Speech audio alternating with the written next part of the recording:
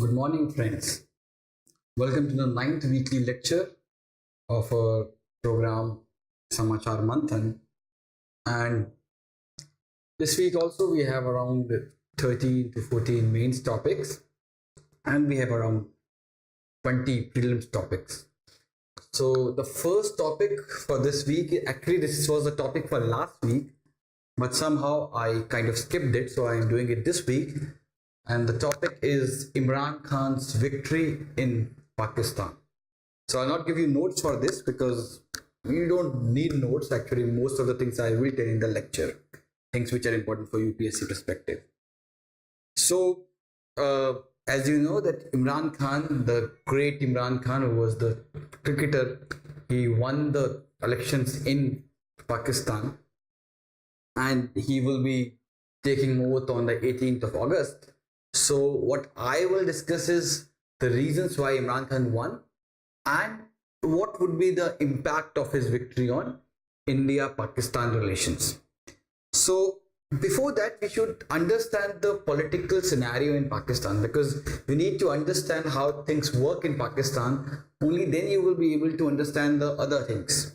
So, in Pakistan, there are five main political parties. There is PPP, which is, and I'll tell the ideology also. So it's a center-left party. It's more like Congress in India. Center-left, and it is so-called secular party. Then you have PMLN, which means Nawaz. It is a center-right party. It's more like BJP.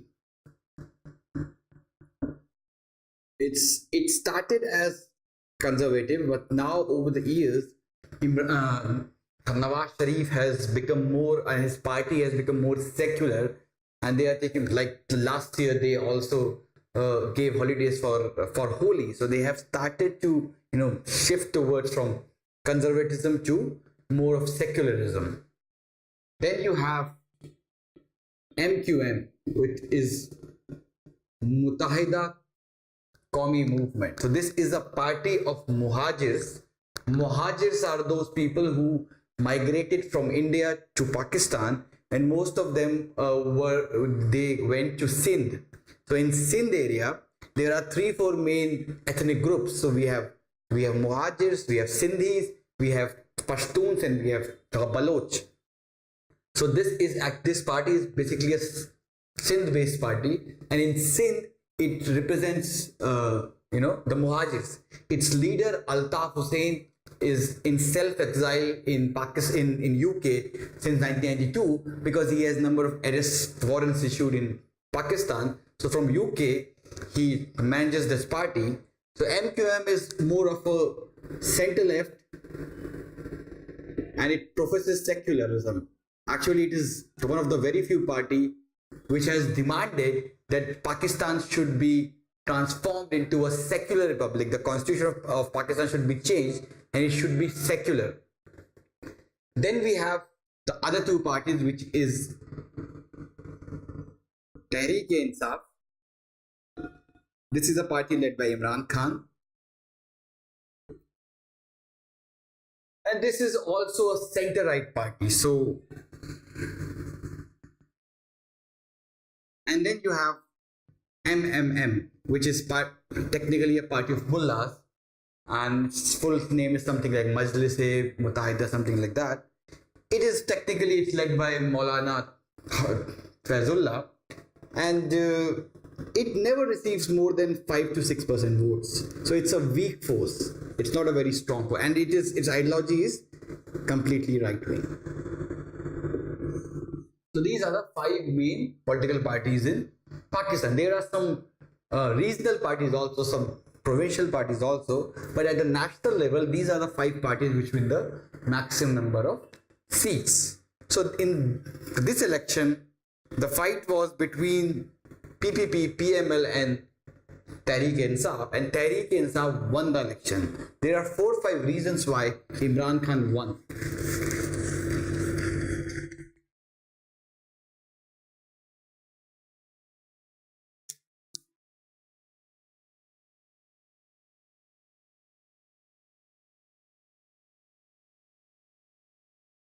First reason is backing of the army.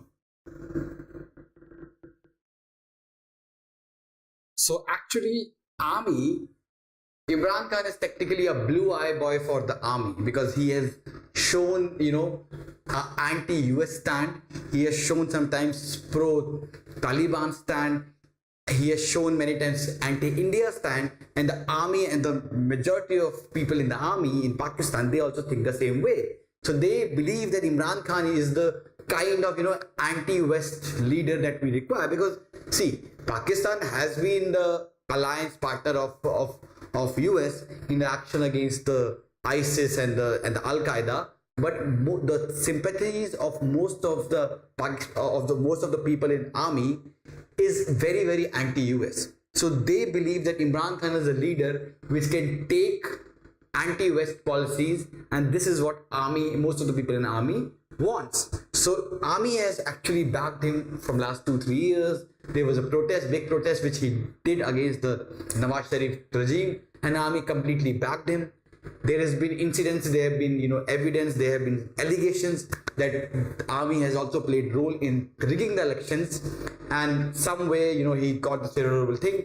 Army also kind of pressurized the media to give more, or to tell more stories, or to give more limelight or more space to Imran Khan and Israelis. So all these factors, plus there has been some allegations that army even gave him some money. So army also kind of funded his campaign. So this is the main reason why he won the election. Second reason why he won is what we call as soft Islamism. Like we use the term soft Hindutva for the Congress. Imran Khan, as the people elite in Pakistan, that he is a good-looking Jamaat-e-Islami, which means he shaves his beard, he looks smart, but end of the day, his thought process, his ideology, and he defends the Jamaat-e-Islami and the ideology of Taliban in a more sophisticated, in a more English speaking, in a more politically correct way. That is what the allegation is against the Imran Khan. So this soft Islamism, as you know, in South Asia, people tend, not just in Pakistan, even in India also we have the same problem now. People tend to be more religious, and they, when Imran Khan uses that religion, soft religion, they try to, most of them get convinced from him. So soft Islamism is also one of the reasons why he won the election. Third reason is the corruption charges against the opposition.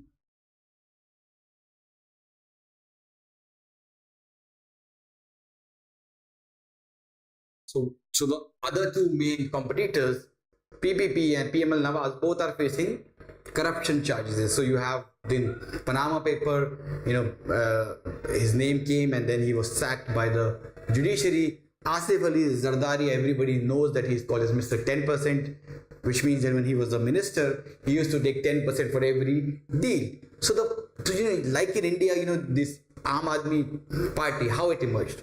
It emerged because people started thinking that both BJP and Congress are corrupt, right? So they wanted a new phase, and that is what Imran Khan presented. He said that I will be the Arvind Kejriwal of Pakistan, where there will be no VIP culture.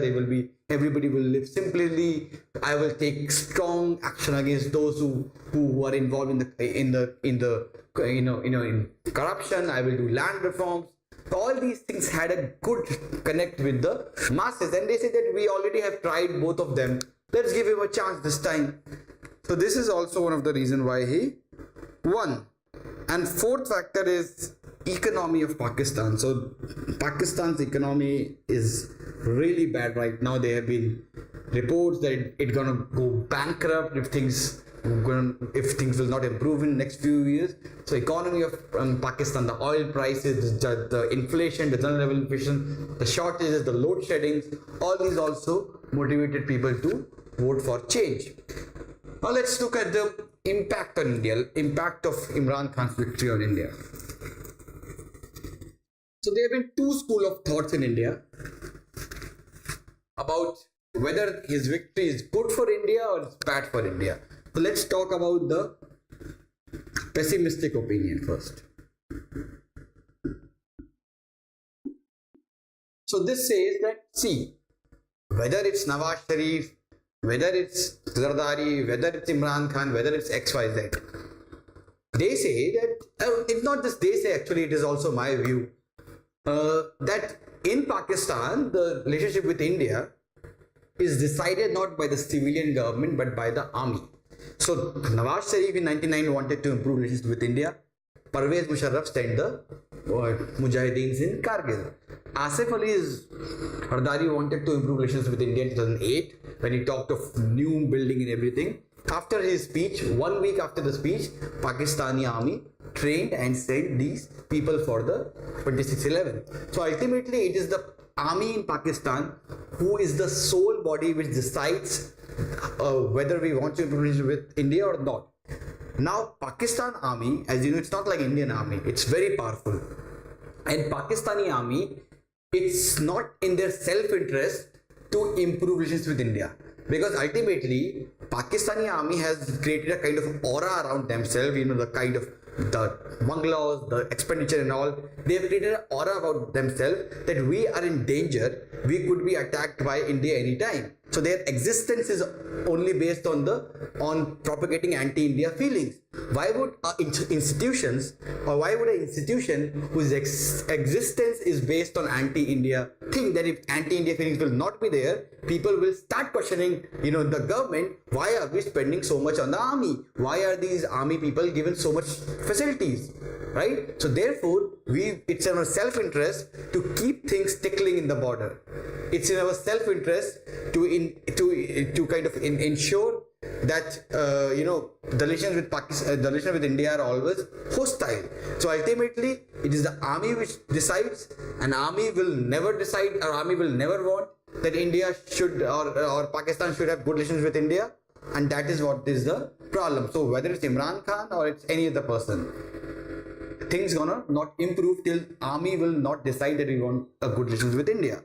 Second thing these pessimistic people say is that Imran Khan is a proxy of army. Ultimately, Nawaz Sharif could have done that, because Nawaz Sharif always had a, you know, long battle with army. He was removed in a coup by Musharraf. He had a bad relations with Rahil Sharif. So all these, I mean, Nawaz Sharif being who wanted to remain so autonomous, if he could not improve relations with India, how can we expect a person who elected because of army support, who was the army's proxy candidate, how can you expect Imran Khan to have a liberal policy towards India, to have an autonomous policy towards India without involving the army? So both these reasons. And thirdly, Imran Khan's own ideology. Imran Khan's statement have not been very, very friendly towards India during his political speeches, during his other speeches. Imran Khan has, as you know, he's kind of a born-again Muslim who was a very modern and liberal person till the early 90s, but now he has turned more towards right-wing. He stays with these very, very regressive mullahs of very, very regressive madrasas.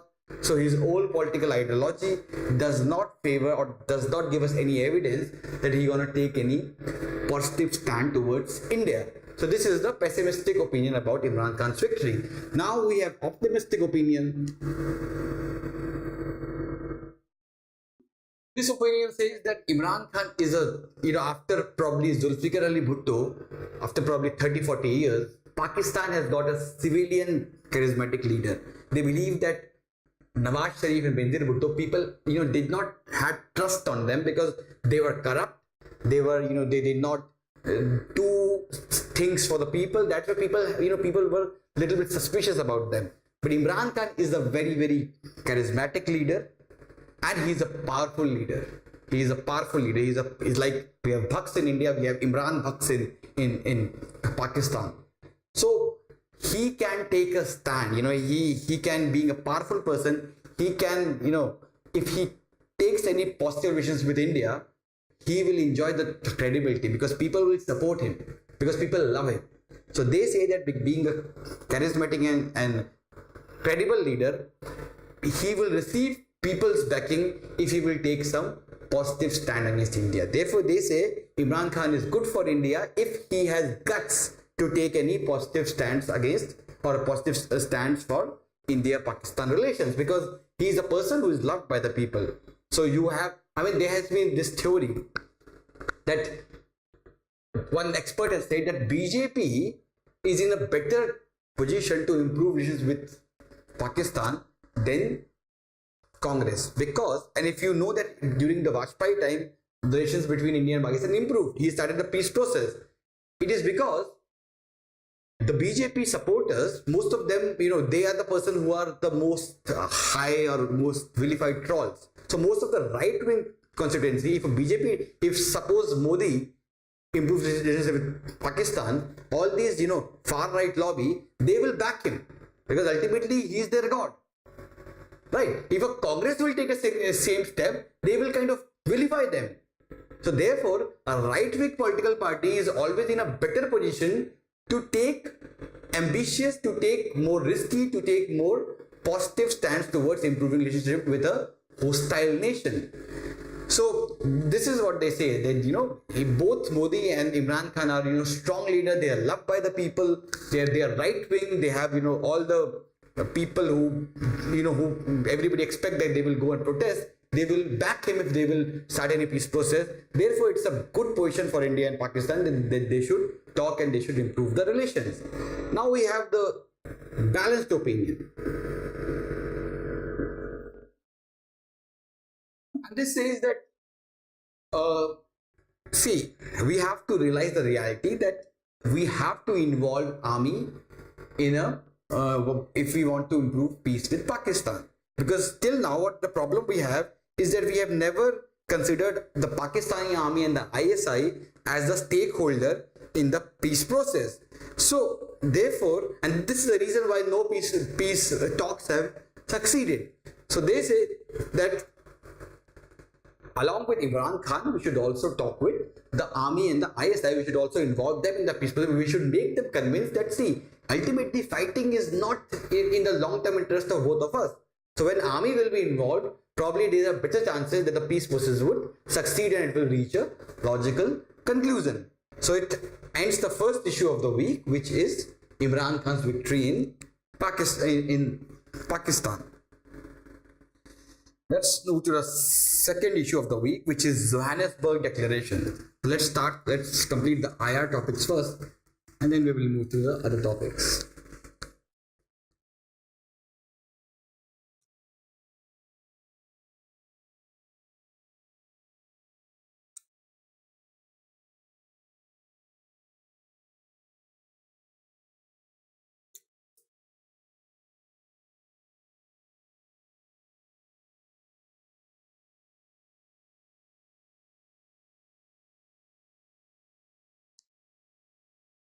So Johannesburg Declaration is, recently in Johannesburg, the leaders of BRICS countries met, and they kind of, after the meeting, they brought out this Johannesburg Declaration. So as we do in the earlier lectures, we don't just discuss the current issue, we discuss the whole background. So let's start with the background about BRICS.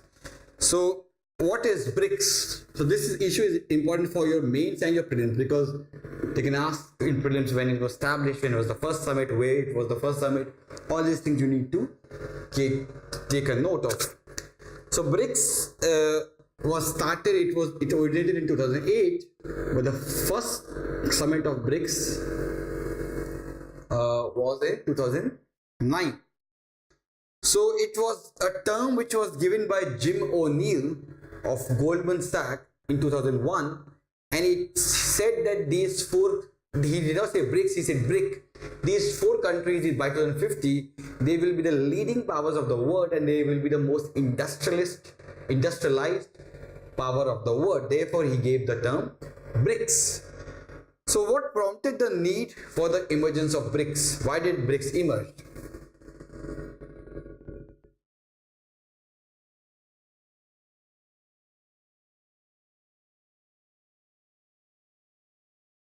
First reason why BRICS emerged is that there was all the international financial institution like IMF, like WTO, they were established after the World War II. And after World War II, the countries which were in dominance, they were like they were Britain, they were France, they were US. These countries dominated because they were the victors, and because the big countries were weak at that time. These countries dominated these international financial institutions. And till now, even after 60-70 years, they continue to dominate these institutions in the form of shareholding and the voting rights. So BRICS countries say that with the new reality, with 60-70 years, now that we have also emerged as great powers, these international financial institutions should be reformed. So the first reason why it emerged was that it wanted to reform the international financial institutions.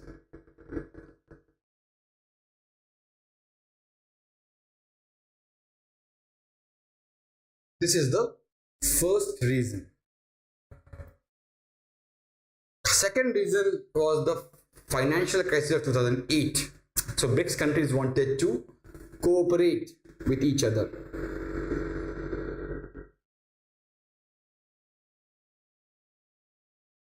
Let's talk about the importance of BRICS now.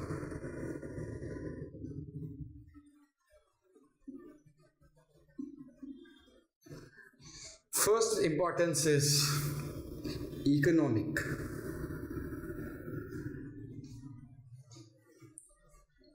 So when we have economic importance, the combined GDP of all the BRICS countries is around 20% of world GDP. Most of them are fastest growing economy in the world, and they have established new institutions to compete against the international financial institutions like NDB, AIIB, etc. Also, these are the countries which, in most of the countries, they have availability of cheap labor, so they can, in next few years they can become the industrial hub of the world, like China has already become. Next is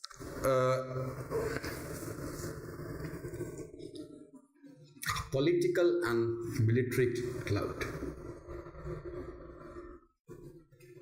So when we talk of political and military clout, the combined strength of China, India, Russia, Brazil and South Africa is definitely more than US, and they have 3 out of 5 countries are nuclear power, 2 out of 5 BRICS countries are permanent member in the UNSC, and they have a very important role now with the fact that US will withdraw from the West Asia now that since it has enough of its shale oil.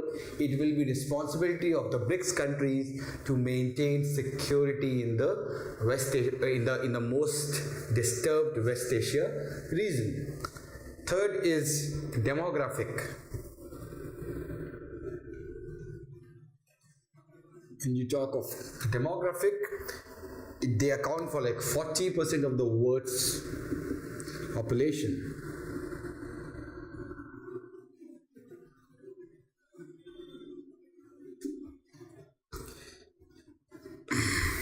Now let's next understand the challenges which are facing BRICS.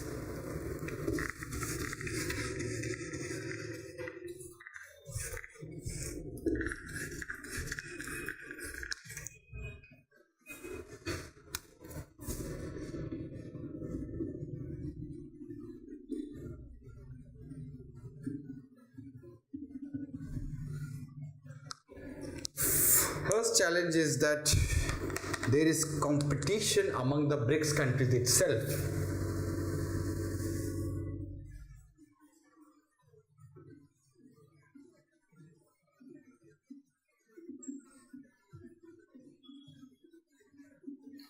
So India wants to be a regional power of South Asia. China also wants to have a greater role in South Asia. Russia wants to be the leader of the Eurasian countries.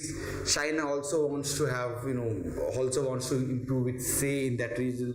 So all these things are leading to, conflict between the countries or among the BRICS member, which is not good for the sustainability of BRICS. Second is there is different form of governance in the BRIC among the BRIC members.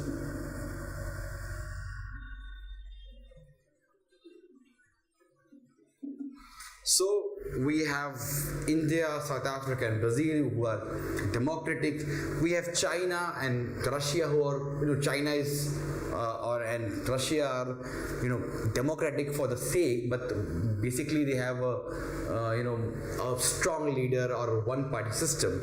So there is also a different form of governance. So probably in democracy, the kind of thing, the human rights we want, China and Russia, they don't want similar standards of human rights in their country. So this is also a conflicting issue.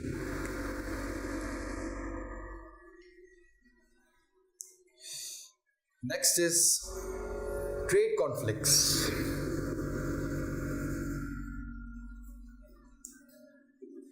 So again, we have countries like Russia and Brazil and South Africa who are big commodity exporters, and we have countries like India and China who are commodity importers. So if the price of these commodities rises, it is good for these three countries, but it is bad for India and China.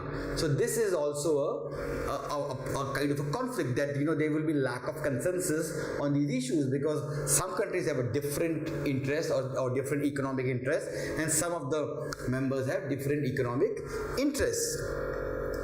Next we have is territorial issues. So we have border dispute between India and China. We have some dispute of border between Russia and China in the Siberian regions. This is also not something which is good for the BRICS. Then we have China's plans for BRICS Plus.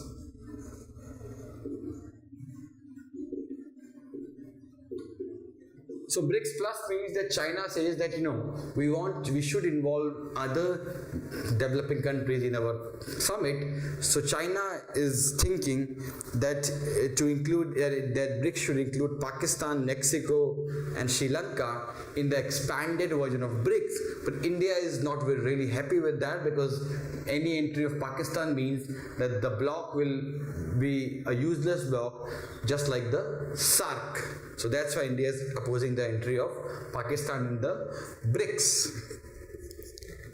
Lastly, the NDB. The NDB has, it has faced several challenges. It has not been able to prioritize which way to give loan.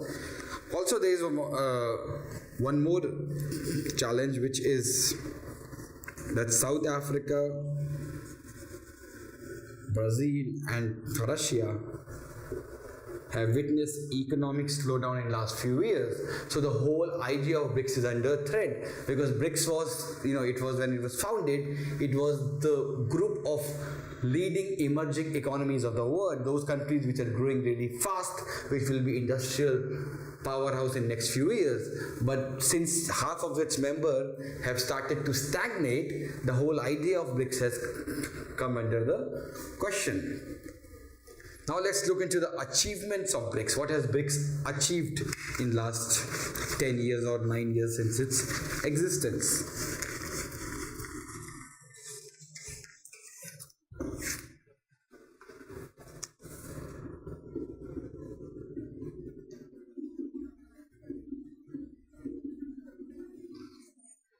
So first achievement of BRICS is that it established a new development bank.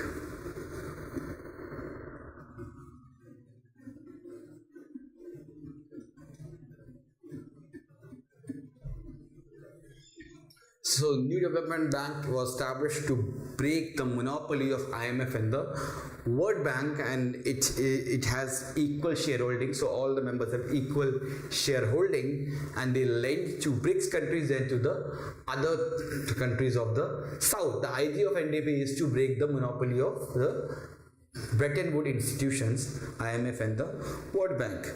Next is it has also set up a contingency reserve fund. Sorry, reserve arrangement.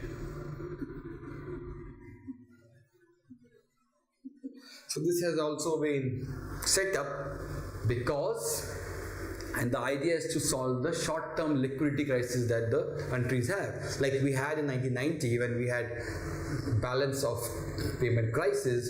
So to prevent these kind of crises in future, we have established this contingency reserve arrangement. Next is it is proposed to set up a BRICS payment system. So right now most of the deals are done through SWIFT, and we have discussed SWIFT in the earlier lectures. BRICS payment system is established to reduce the dependence on the SWIFT system. Next they have recently also proposed to create a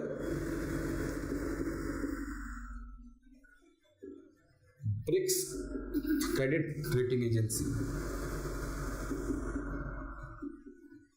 This is done to reduce the dependence on the Western credit rating agencies, because ultimately they feel that these credit rating agencies are harsh on India and the emerging economies, and they are nothing but a proxy of the Western government. So therefore they decide that we will have a BRICS credit agency which will deal with all the countries fairly, because see, ultimately these credit agencies play a very major role. If they say that this country's bond are junked, then the country has to offer higher interest rate to get loan, right? So the kind of credit rating which they give is it is very, very responsible, or it is it decides how much will be the interest rate in the bonds, or how much is the interest rate in the government bonds.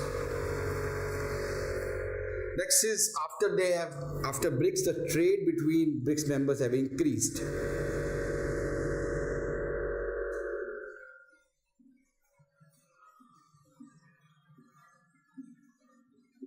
Also, visa issuing has become more smoother.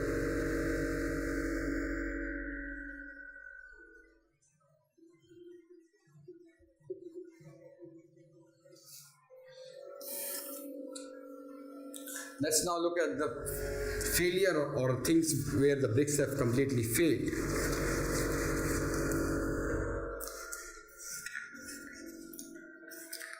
So the idea of this program ultimately is to link the current with the core. So if there is current news, I will link it with the core, so that your core and because without understanding the core, your understanding of the current will be limited, and I don't want that. I want your core should be strong, so that when you read newspaper, you understand everything. You don't just mug up things, because ultimately mugging it will not take you anywhere. This is not the state service exam. UPSC requires that your conceptual clarity, your analytical ability should be good.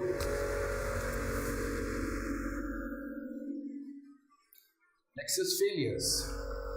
So when we talk of failure, the first failure is that there has been no concrete step taken on terrorism.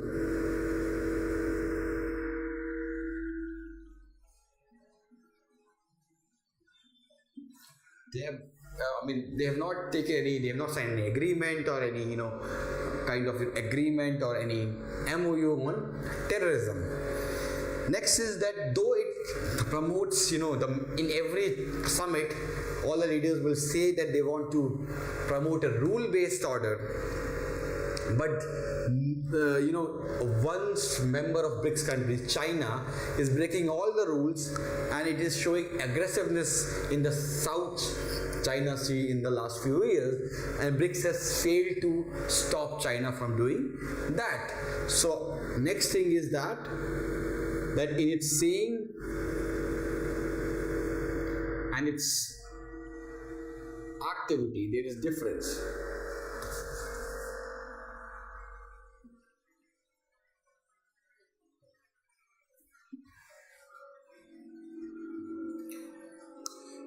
Next is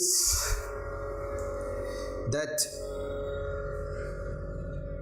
the BRICS forum, they are only active on the economic forum. They have failed to show unity in other forums like dealing with climate change, dealing with terrorism, dealing with refugee crisis, dealing with WTO. So they have failed to, they failed to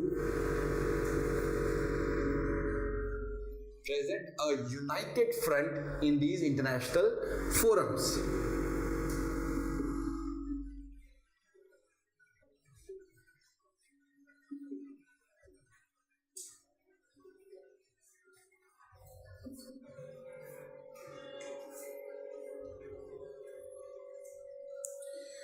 Next we have is that agenda is still decided by rich countries.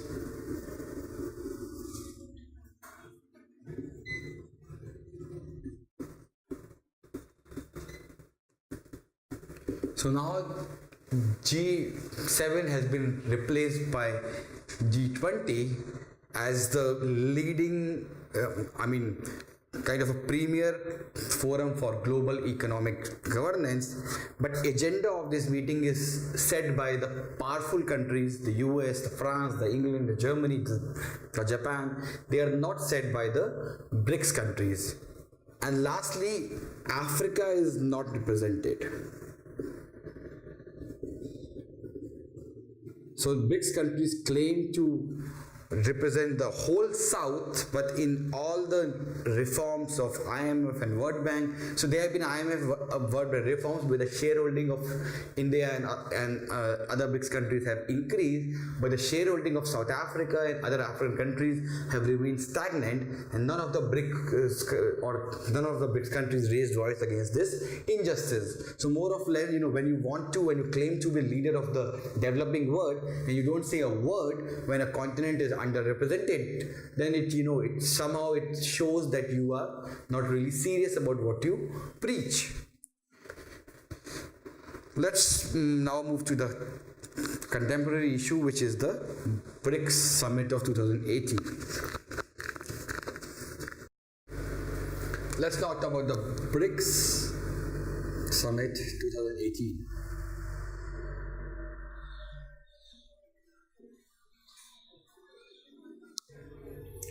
So in Johannesburg, these leaders of these BRICS countries met and they adopted the Johannesburg Declaration. So let's talk about the key outcomes of this meeting. So on trade, let's talk about the different topics. So on trade,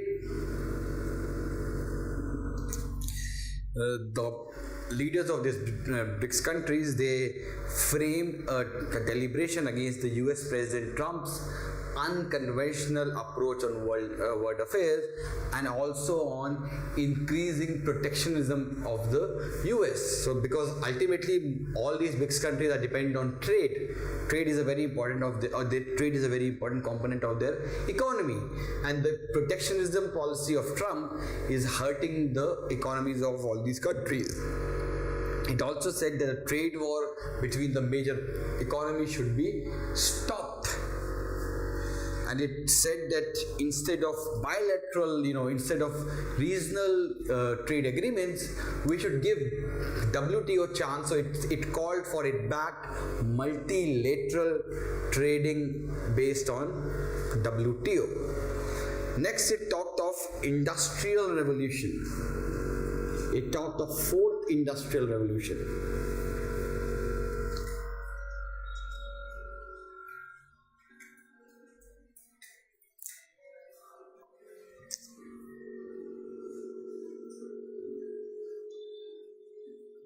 So see, there are what economists and scientists claim.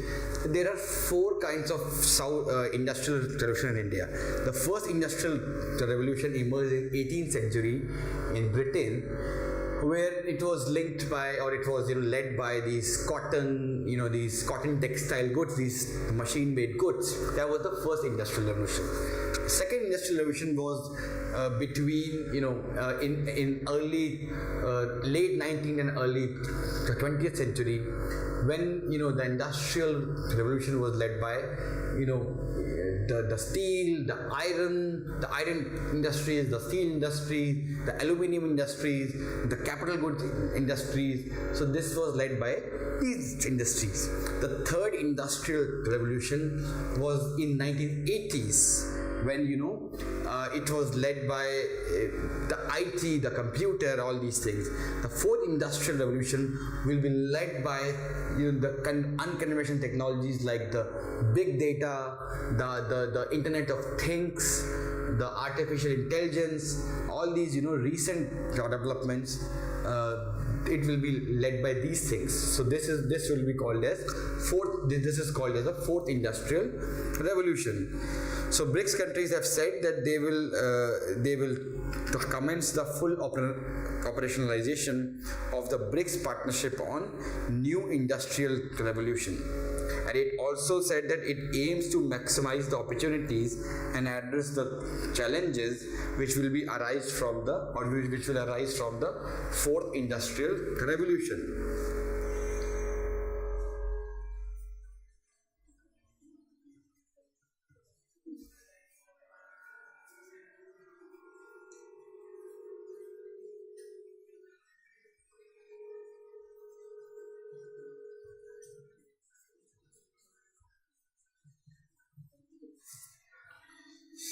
Next is, so there will be organization which was known as Partner,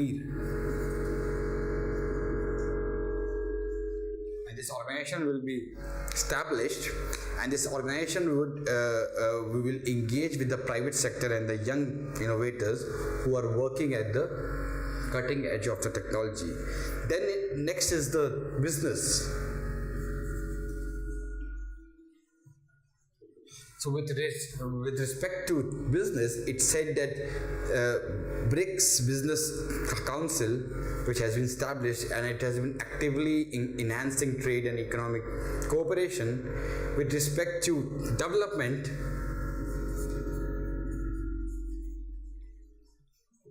the leaders said that they had renewed their commitment to an inclusive and people-centered approach on development, and there will be a need for new strategy on employment, education and skill development. Next is with respect to Africa. The BRICS countries said that they will focus on giving loans to the African countries, and in next few years they will focus more on Africa. Next is BRICS Plus. So BRICS Plus concept was initiated by China in the last summit. In this summit also, this was continued, and what was the concept is to engage or to invite other or leaders of other countries in the BRICS summit. So in this summit also, leaders of Argentina, Jamaica, Turkey, Indonesia and Egypt were invited in the BRICS summit. With respect to India, during this summit, the Prime Minister of India and the President of China met, and they talked on various issues. So this is about the recent BRICS summit. We will end this topic by mentioning what should or what can the BRICS do in next coming years to ensure that it remains relevant, because there have been talks of that BRICS is more of a talk show, more of a photo opportunity and nothing conclusive. And the things which could have been done, they have already been established, like the NDP and CRA. Now in the next few decade or next decade, it has no future. right? So there are certain things which BRICS nation needs to do to ensure that its relevance continues even in the next decade.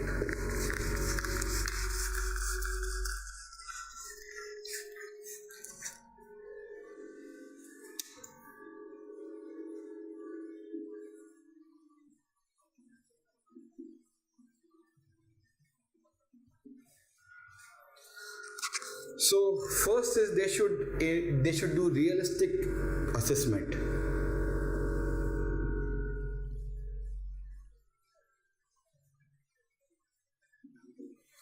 So when it was established, they kind of did a assessment that these are the things that we have common interest, and these are the issues in the world order, and this will be the agenda of our action, that we will do this. Now with time, issues have changed, challenges have changed. So first thing they need to do is they need to identify that what are the relevant issues left.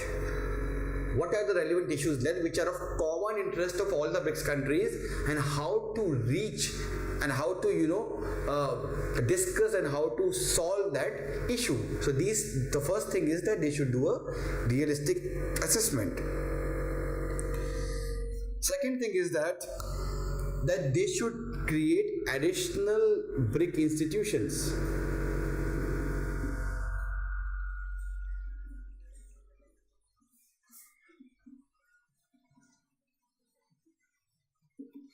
Which means that like the NDP, like the CRA, they need to sit together and they need to understand that these are the areas where we need to work more, and we need an institution of that. For example, if we talk of patents, the BRICS countries are nowhere in comparison to the West.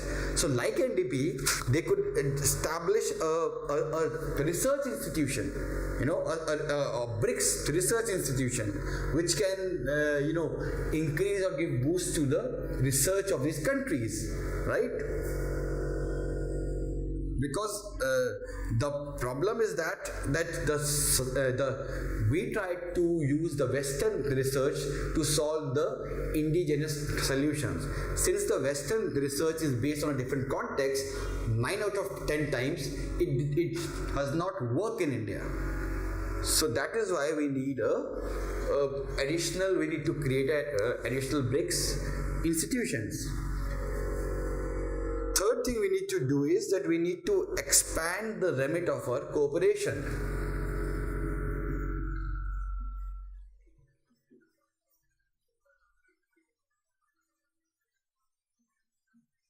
So ultimately we have become more of an economic summit. But overall agenda of BRICS is not just economic, it's geopolitical, strategic, defense, everything. So we need to speak more on things going bad. Like we need to take a stand on the refugee crisis. We should have taken stand on the Syria crisis. All these things we need to take stand. So we need to talk of other issues. We need to talk of outer space. We need to talk of oceans, of internet. These are the things where the domination of West is there. So we need to expand the area of cooperation to not just asking for reform in the international financial institutions. Next is we need to do more direct interaction.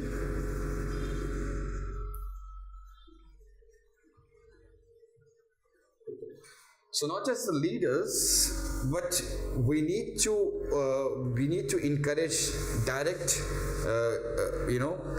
interactions between the constituents, so between the academia, between the scientists, between the normal people. We need to foster relationship. We need to have more one-to-one talk among the countries, and that will lead to more exchange of knowledge, and it will give a boost to cooperation. So this is what we need to do in the BRICS to improve the functioning and the relevance of BRICS in the next decade. So this ends our second topic, which is Johannesburg Declaration. Let's talk of the third topic, which is an op-ed, and it says that a long-term strategy to reduce crude imports. Let's talk of a new issue, new op-ed, which is a long-term strategy to reduce the crude imports. So as we know that the oil industry or the oil prices have been showing an increase in last few months. And that has led to rise in oil prices in India. That has led to fall in rupees. That has led to increase in the general inflation. And the reason why oil prices is increasing is because of the instabilities in the West Asia, the sanction of which the US imposed on Iran, and also other things are contributing to rise in the oil price. So how does increase in oil price hurts India's economy?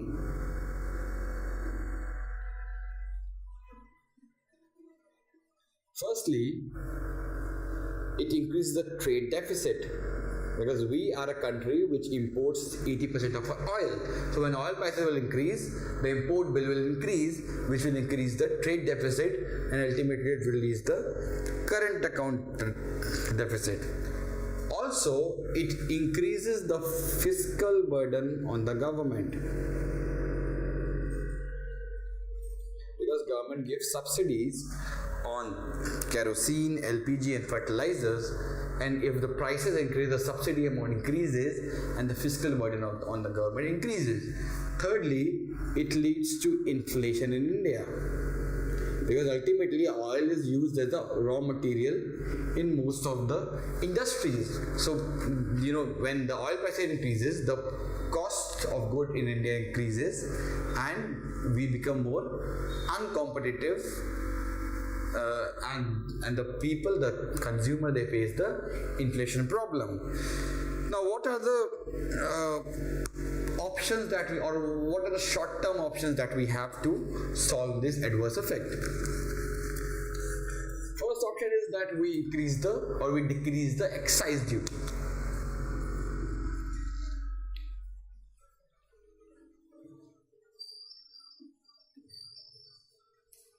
Now, this could be a plausible option, but problem is that if excise duty will be decreased, the fiscal position of the government will get worsened. The good thing which NDA government did is that the fiscal position has been really well in the last 4 or 5 years, and if excise duty would be reduced, it will worsen the fiscal position of the government. Second is that they can ask the oil marketing companies to absorb the loss. Most of them are PSUs, but this is again, it will not be a really good thing, because it will hurt the investor sentiments after many years, because these companies were used to be in debt. But after many years, with fall in prices, these oil marketing companies have started to show some profit. If you will tell them to absorb the losses, their balance sheet will again be worsened, and it will again hurt the investor sentiments. And also, it will give a message that government has now been rolling back the economic reforms which it promised 4 years back. So what should be the long-term strategy for India if we want to avoid this problem? So this author of this article said that we should focus on 2 things. Firstly, we should expedite the migration to electric mobility.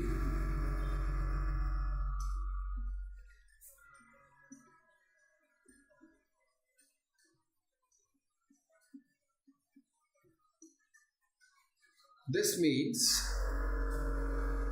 that government should give incentives and subsidies in order to make electric vehicles affordable, because if we will use electric vehicles, we will not require the import of oil and gas, because 70% of diesel in the country is consumed by the transport sector. So if transport sector will be run through electronically through e-vehicles, then it will significantly reduce the dependence on oil by India, right?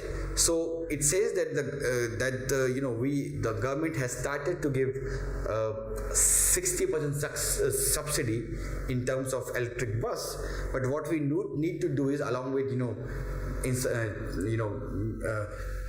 along with launching more electronic bus, what we need is infrastructure, electric vehicle supporting infrastructure. Because if you have buses on the road and you have very less charging points, then that will not be sustainable, right? So along with the buses, we also need the supporting electric vehicle infrastructure. So government should focus on that. Government should give some subsidies in order to ensure that more and more the supporting infrastructure for e-vehicles are built in India. Next is expanding the biofuel blending in the petrol.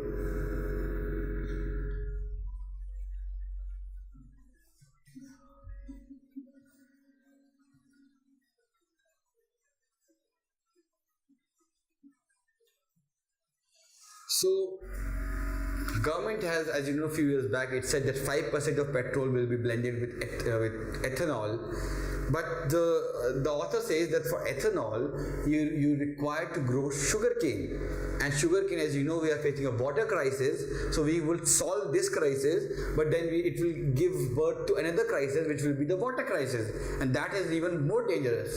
So therefore, the author says that instead of ethanol, we should use or we should blend methanol, which we derive from the coal, and it should be given more weightage in the blending.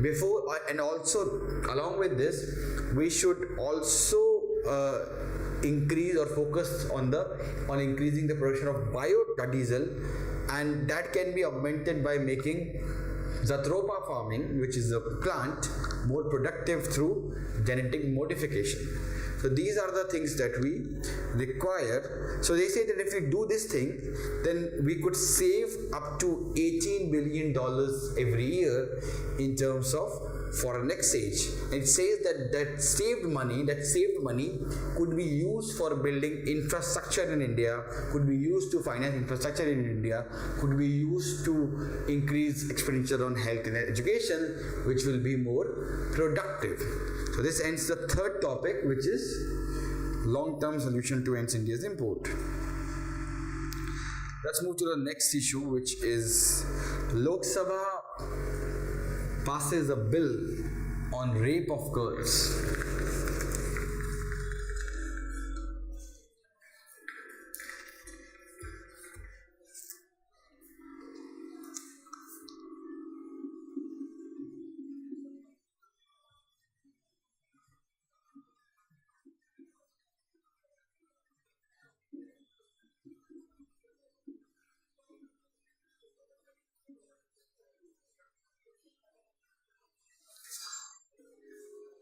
So this is the fourth issue. So recently the Lok Sabha has amended the criminal law amended bill.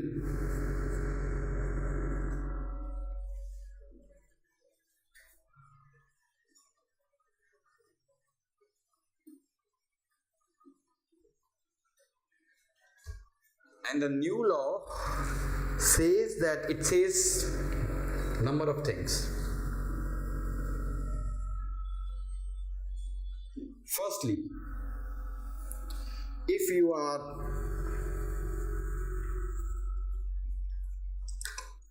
12 years old or less than, if you are less than 12 years old, then you have two kinds of penalty under the new law.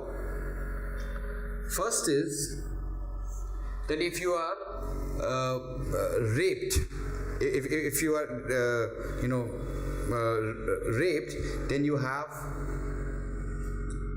20 years in jail minimum, and the maximum could be a death penalty.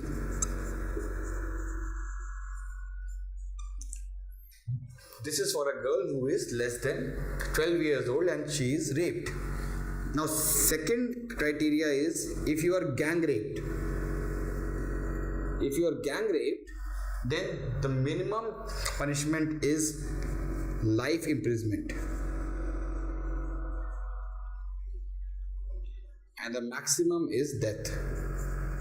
So there's a difference between rape and gang rape. In rape, the minimum is 20 years, maximum death. Gang rape, minimum is life and maximum is death. Next we have is if you are 16 years and less.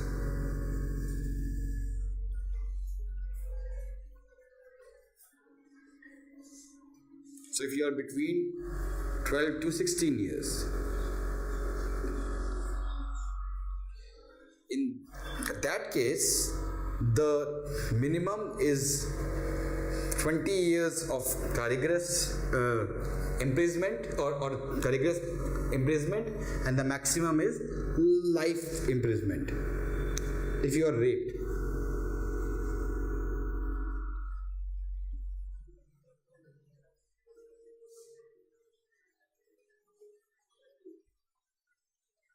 But if you are gang raped, then the punishment will be life imprisonment.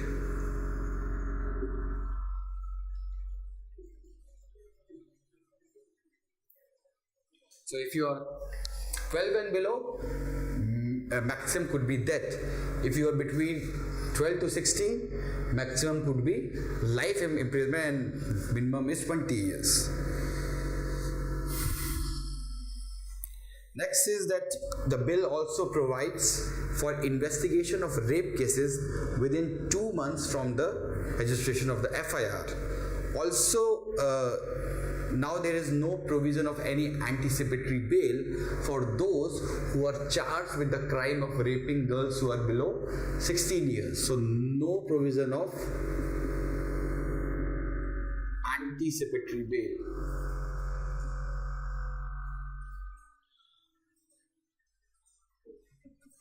Also, there will be special courts which will be established which will hear the rape cases.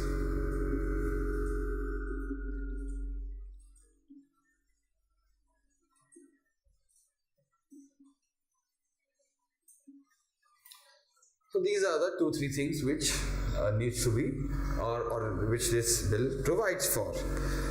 Next is what are some of the issues with the bill. So as you know that there have been 2-3 things which is actually really which is there with every death penalty. First is that can death penalty be a deterrent?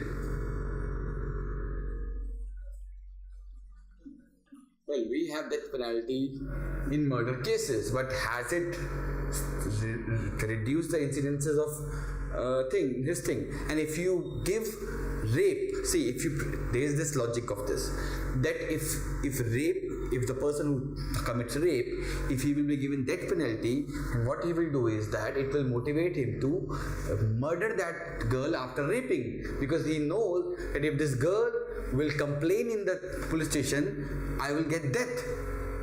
So it's better that I should completely, abolish the evidence.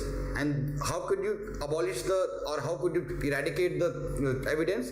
That can be eradicated if you kill that girl. So it will motivate more of the people to not just rape, but after raping, to murder the victim.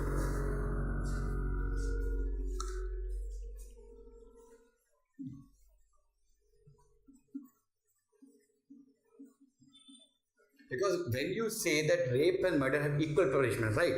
He will be a guy who will be more risk, who knows that ultimately, even if I murder him or if I leave him, I will be given death penalty if I'll be caught, and my chances of getting caught is more if I leave her alive, because she will tell her parents will file the complaint. So it's better to not just rape her but to murder her, so that the primary source of evidence is completely eradicated.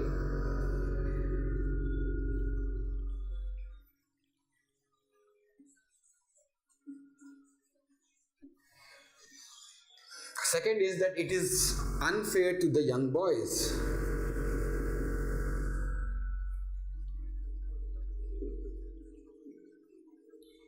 See, ultimately, they have been reported even the boys are raped by the older men. But this now there will be a separate punishment for girls and boys. The girls who are raped, the rapists will have these life imprisonment or death, but people who rape the young boys, they would still be punished under the old law. So this is discriminatory for the young boys. Also, the third thing which I have discussed is, can the death penalty be actually a deterrent? This is also a issue. So this ends the fourth issue of this week. Let's move to the next issue, which is Assam NRC explained. So next is again a very important issue, which is the NRC issue. I mean the Assam NRC issue, which is in news recently because of a lot of reasons. So recently a draft NRC has been released, and it includes those people who could have proved that they were living in Assam before 1971. So what is exactly an NRC?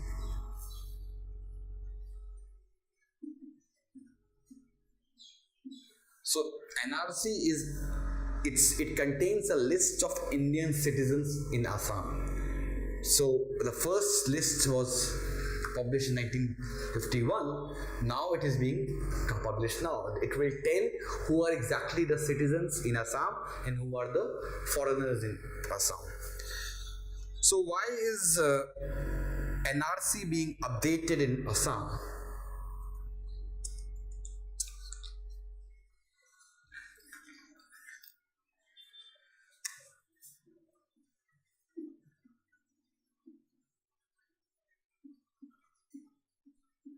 So there are a number of reasons why that. See, I have discussed that when I was discussing the Citizenship Amendment Bill, that in 1980s, there was this Assam Accord. And according to the Assam Accord between Rajiv Gandhi and the AASU, or All Assam Students Union, it was decided that those people who came to India after 1971, after the war started between India and Pakistan, they will be deported back to their home nation, which is Bangladesh. Because they say that because of this migration, the indigenous people, the indigenous Assamese people in Assam, their population have decreased and they will become minority in their own nation. So therefore, they said that, because there was this big movement in Assam which happened in the early 80s, in which 2,000 Muslims were killed in Delhi. So this NRC is being updated in order to implement that accord. The purpose being that it will tell who are the citizens of Assam, and the rest of them will have to be sent back to the Bangladesh. So this is to implement the Assam Accord.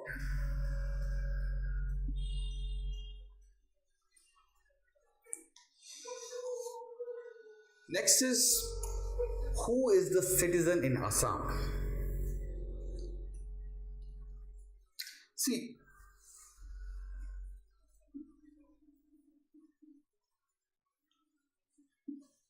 according to the National Registry of Citizens and according to the Assam Accord, those who came between 1966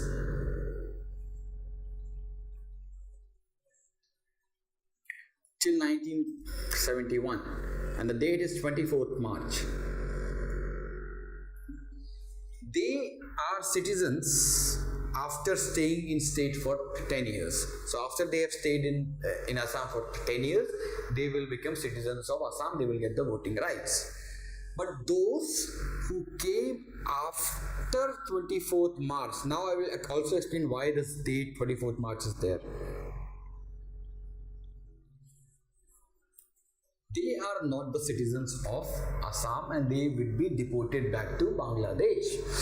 This date of March 24th is done because on 25th March 1971, Pakistani army launched the crusade, launched the violent operation, or launched the, what you call as a kind of a genocide against the poor Bengalis. That was the day when they raided the Dhaka University, they raided the science lab, they kind of kidnapped the scientists, the professors, the theater artists, and they started unleashing this reign of terror in Bangladesh. And because of that, number of the people migrated to India. They went to Assam, they went to Tripura, they went to other states. So the main migration from Bangladesh started after the 25th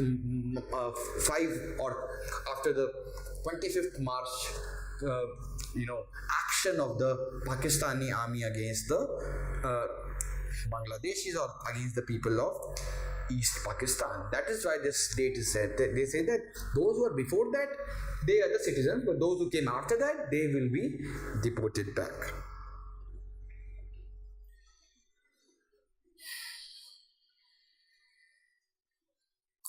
Next is who is the D voter? So this NRC also talks of D voter. So D voter are basically dubious voters who after living in India, they have got the voter ID cards and other things, passport and everything, but they could not prove, they could not send any document to the NRC panel through which it can be proved that they came to India before 1971. So these are people who now have the voting rights, but they are considered dubious voters by the NRC because they have not given any strong or solid proof which can prove their identity, which can prove that they were there in India even before 1971.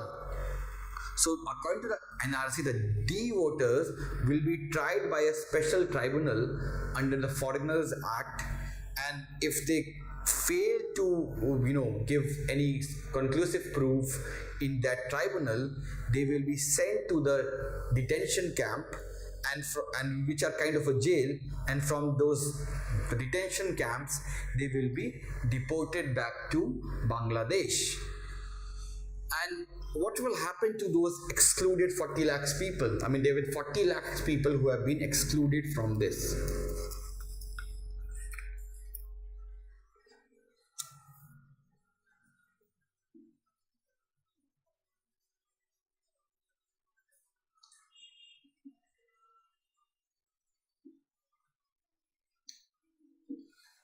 So they will be given one more because this is just a draft, this is not the final one.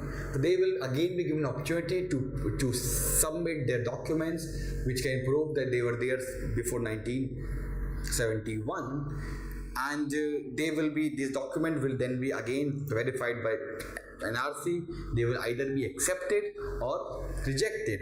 If they are rejected, their case will be heard in the Foreigners Tribunal, and then they can appeal in the High Court. And if the High Court also sends adverse thing, they have to be sent back to Bangladesh. So why NRC, its data are being criticized? Why it is being criticized? Before that, let me discuss the stand of all the political parties on this issue. This is political, but this is important to understand the problem in Assam. So there are four main stands in this issue.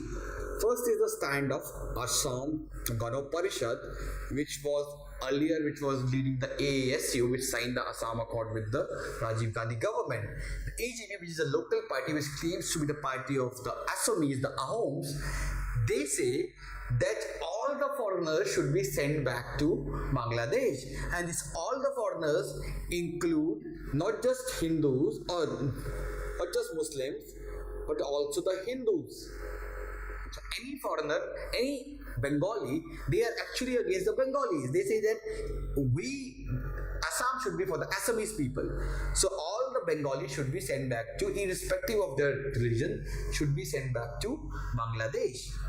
Next is the stand of BJP, which says we want only the Muslim Bangladeshis to be sent back to Bangladesh.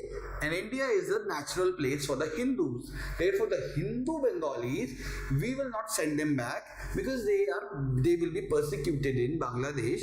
Therefore, they would continue to stay in India. Now, this is in conflict with AGP. AGP says no. If Hindus will stay in India, this would again make us a minority because Hindu Bengalis are also a large number in Assam. Third is Congress. Congress is like ever, it has a vague stand on the issue. It does not. It says yes, we want the foreigners to be back, but there should be no injustice, there should be no discrimination. It has a confused stand. Then we have the AIUDF, which is a local party of Bengali Muslims in Assam. And they say that the Bengali Muslims are actually the inhabitants of Assam, and nobody is a infiltrator. They should not be discriminated with. Now let's look at the controversy. Why NRC has been criticized.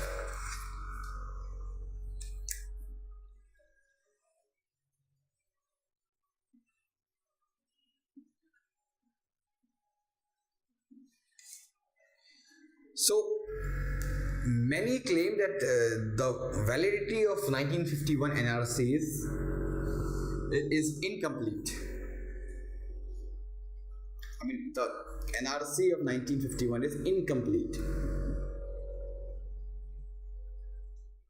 See, the people who could not present the proof that they were there before 71, because the simplest proof they can provide is that they can show their name in the 1951 list, right? But many of the people who were there in 1951, their name is not in the list because the list itself is incomplete. In 51, we did not have the kind of technology that we have right now. A lot of people were not included in the list, even though they were staying in that in Assam in 1951. So now these people don't have any other proof, and because they don't have any other proof, they are being dubbed as foreigners. Second is that people have complained that government has not made available all electoral rolls up to 1971 in all the districts. So they say that because of lack of electoral roll, our ID card was made after 71, and that is why we are being considered as foreigners. Also, like a lot of people, their nicknames or there is spelling mistake in the 1951 NRC, and because of entry of nicknames and spelling mistakes, the NRC, the draft NRC, has rejected that they have not submitted any proof that person is different from this person.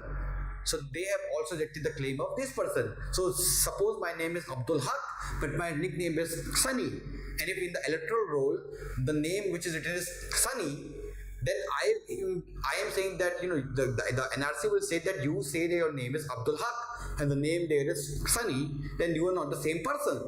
So because of this loophole also, the name of a lot of people have been rejected.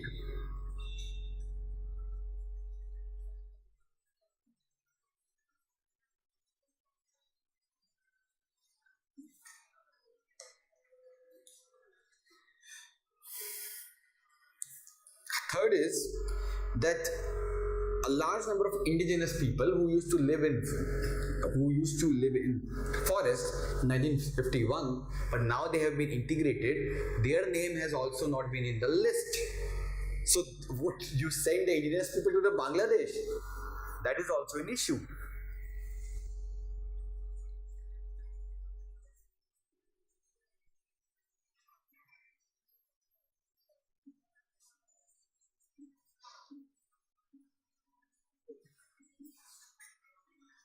Next is that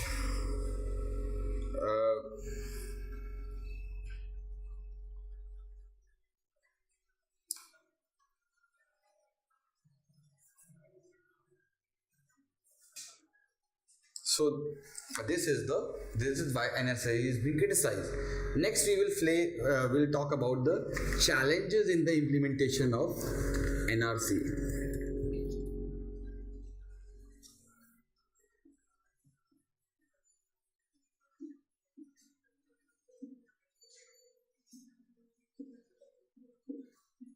First challenge is that since 1971, first of all, the first challenge is that it will become a political tinderbox. The BJP will have a different say.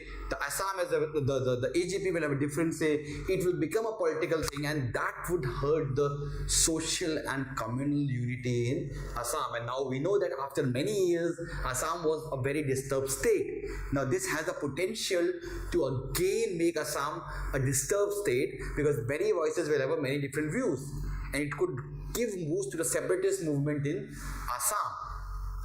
Right? So this is also a big challenge of maintaining harmony. Because this is a very, very serious and sensitive issue.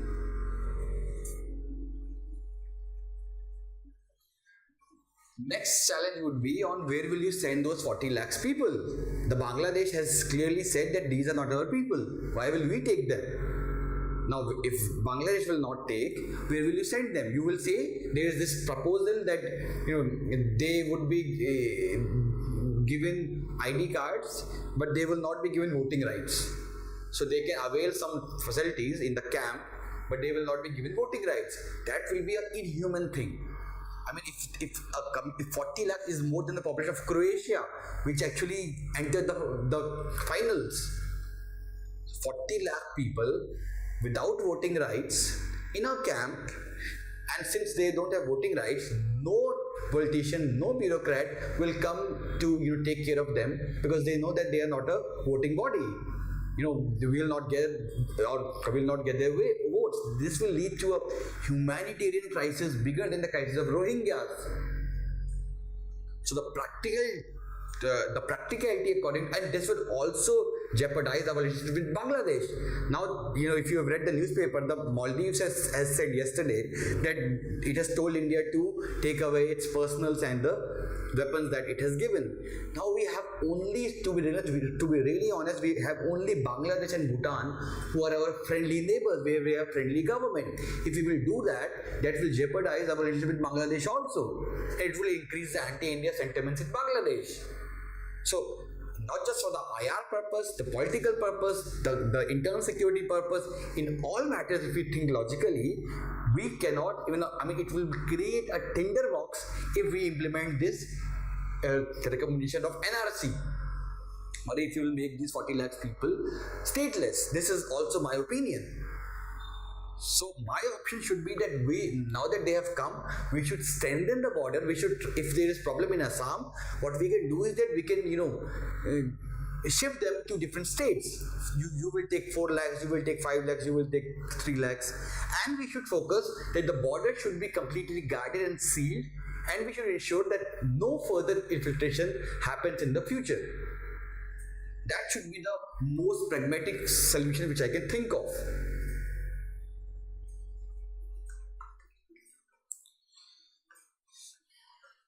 Let's move to the next topic, which is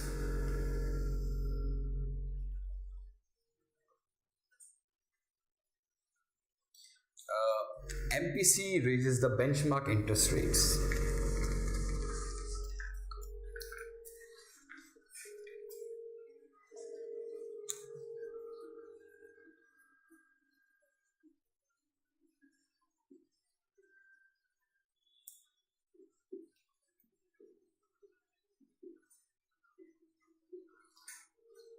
So recently the RBI's MPC, it has raised the benchmark interest rate again by 25 basis points, and this is the second successive increase in many months. So benchmark interest rate is the repo rate. So why has MPC increased the rate?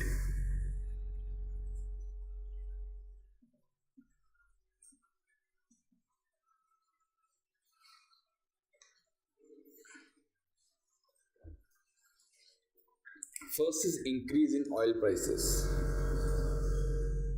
So increase in oil prices means that, see, what do we mean? First of all, we should understand what does the rate increase and decrease mean.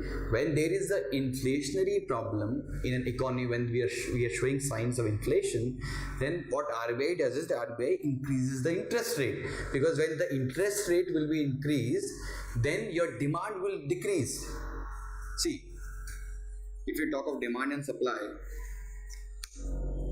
and this is the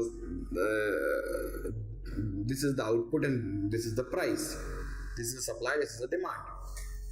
When we increase the interest rate, it means that the demand will decrease, because when you have to pay more interest to buy a car or to buy a house or buy anything else, then you will buy less, because you feel that you will have to pay more interest, right? So whenever there is rise in interest rate, it curbs demand, and when the demand is curbed, so suppose this is the price level and this is the demand one. Now after the increase in interest rate, the demand curve will shift to the left, and when it will shift to the left, the price would decrease from P0 to P1. So ultimate motive of the RBI is to ensure, on the basis of situation in the economy, whether to increase the interest rate or to decrease the interest rate. Now that oil prices have increased, and I know, and I have told you that how oil prices leads to inflation in the economy, there is a chance that inflation will increase in India in next few months thanks to increase in oil prices. That is why MPC has decreased, or MPC has increased the rate, because interest rate will decrease the demand, which will compensate for the increased oil prices. Second reason why RBI has increased prices is because of to neutralize the likely impact of increase in MSP.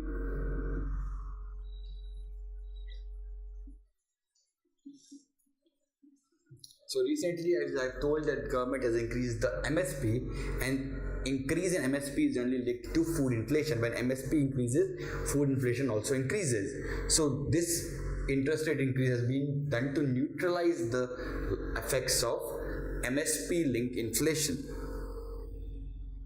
Third is, recently many state governments have did upward revision in the HRA, or the housing rent allowance, and that's going to increase the demand in the economy, and that could have an inflationary effect.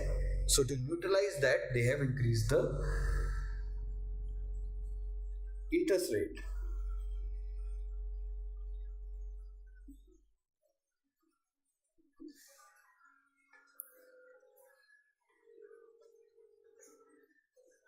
And also, another reason why they've increased is to neutralize the depression of rupee. So not depression, depreciation. So as you know, rupee has been depreciating, it has been free falling, and because of depreciation, the imports have become expensive for us. That can create inflation in the economy, that can lead to inflation in the economy, and because to counter that, the RBI has increased the interest rate. So this is what we have in the sixth topic. Let's move to the next topic, which is Cabinet approves policy framework for exploration and exploitation of unconventional hydrocarbon.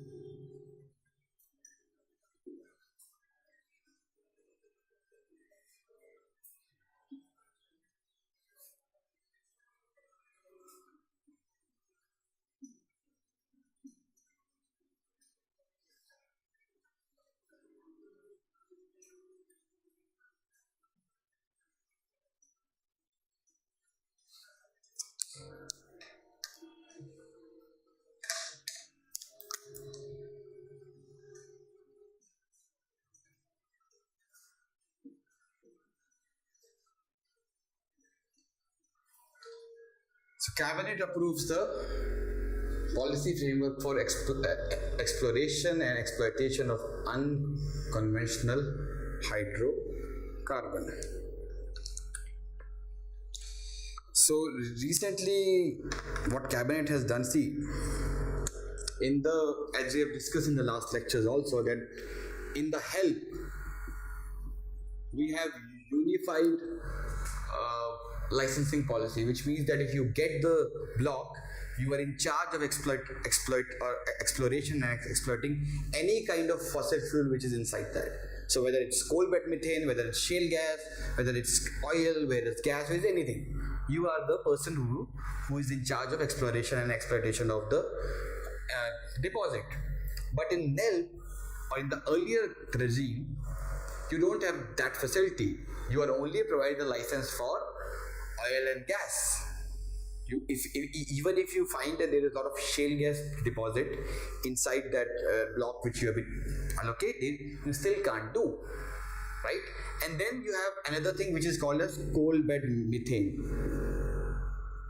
So those who are given these coal bed methane blocks, they can only search for, they can only explore and exploit the coal bed methane in their blocks. If they found oil and gas in their blocks, they cannot do that.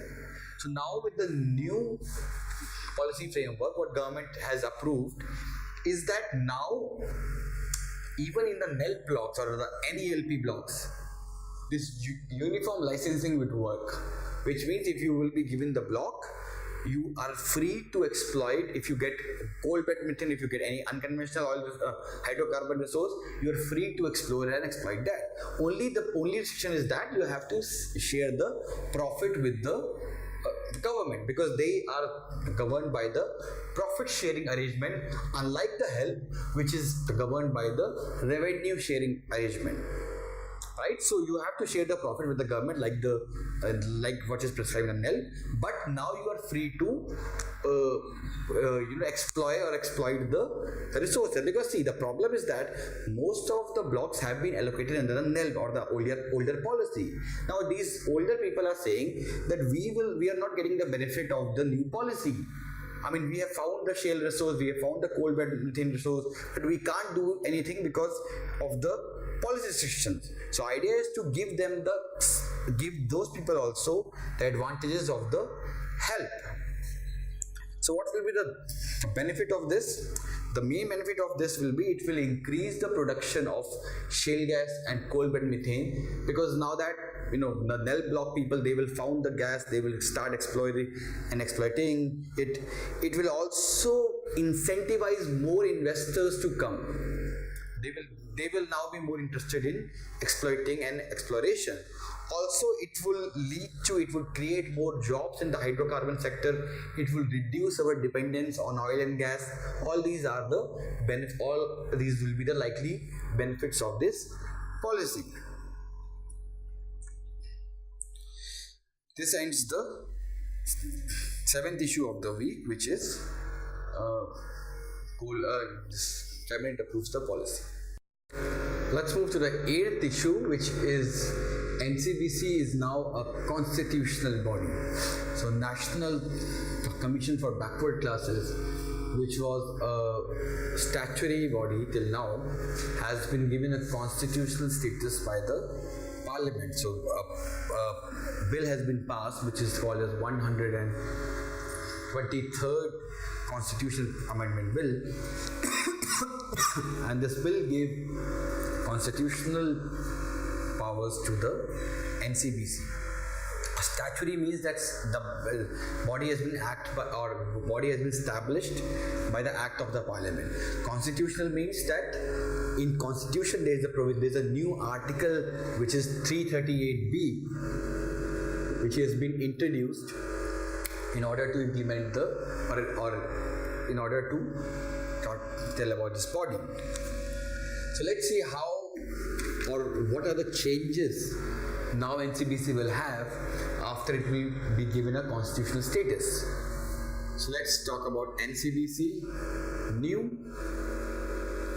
and compare it with NCBC old. So NCBC new will, what are the powers which are similar? So the similar power are like this, that NCBC new and old both will give a recommendation to the president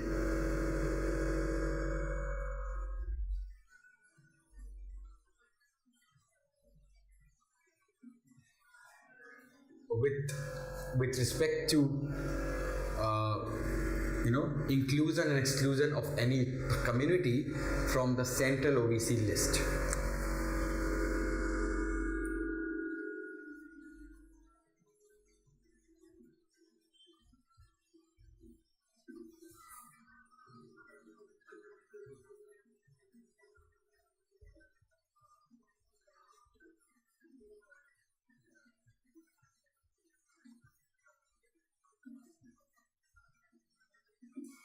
Right?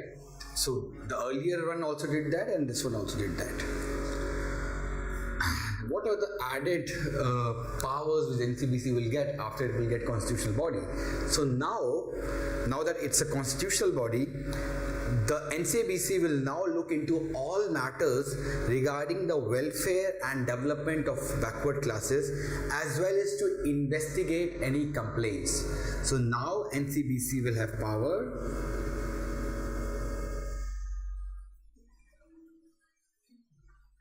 to investigate or to look into matters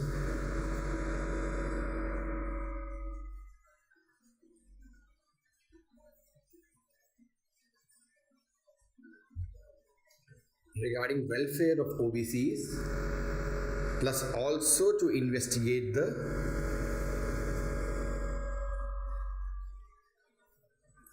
complaints. This was not there in the NCBC old. So how is it different?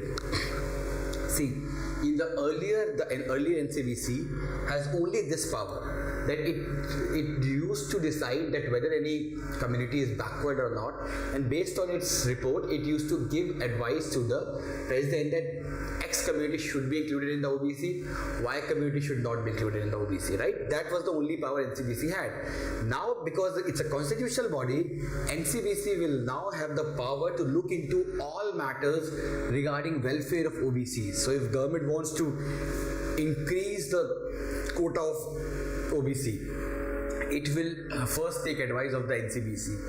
If, and NCBC will also look into the constitutional provisions with respect to OBCs, and it will give a report that whether the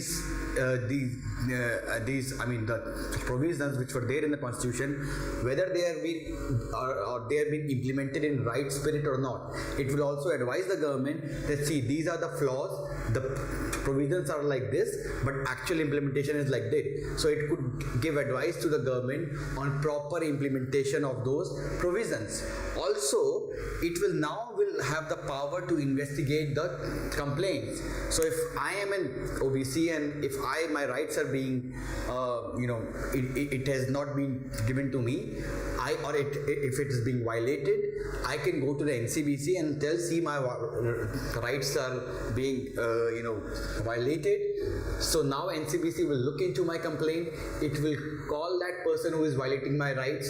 In the earlier regime, if I would have been an OBC, I would have to go to the National Commission on SC and ST in order to get my complaint registered. So National Commission of Scheduled Caste not just had the power to look into the complaints of SCs and STs, but also of the OBC community. But now I will have my dedicated commission, and you know that in the SC, because the community whose maximum right is violated is SC, right? Therefore, the SC commission was already overburdened with the complaints from the SC community. It had no time to look into the complaints of the OBC community. Now the OBC community will have a dedicated commission where it can go and tell, see, my rights are being violated, now you please take action, right? Another benefit of constitutional status is that now NCBC will have the powers of civil court.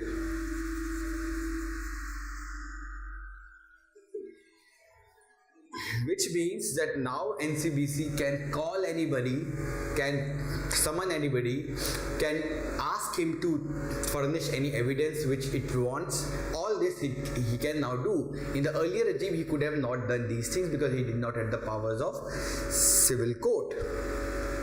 When we talk of the composition, there will be a chairperson, vice chairperson, and 3 members.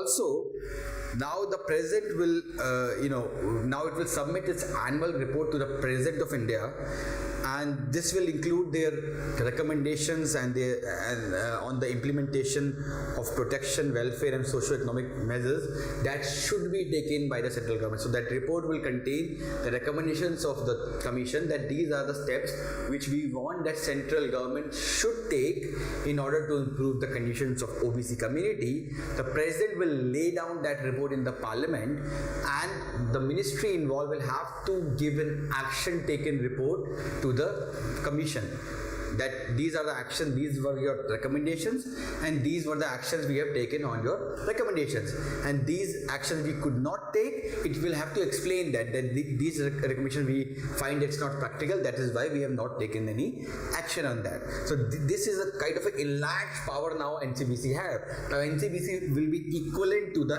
NCSC or the National Commission on Scheduled Castes. So that will be a big power. I mean, that would be the power NCBC will enjoy will be now very enlarged. Now let's look at the significance of the bill.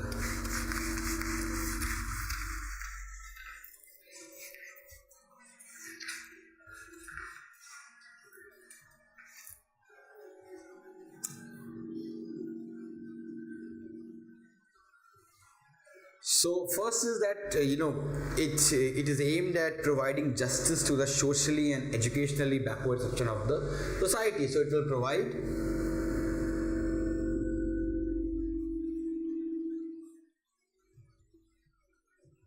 justice to the socially and educationally backward communities.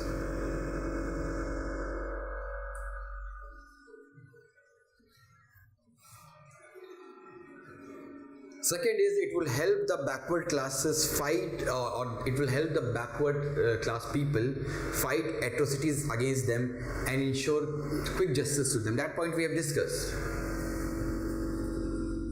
And now they have a dedicated commission.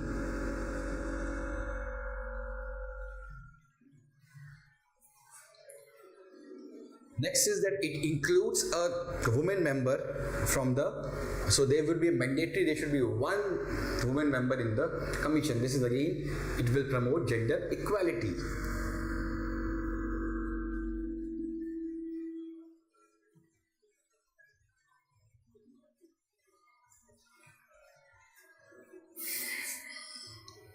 Next is that this bill is also, because in the original bill, the power of state was completely abolished. In this bill, it says that every state will have the power to appoint its own OBC or its own backward class commission. So it will not encroach upon the powers of state government.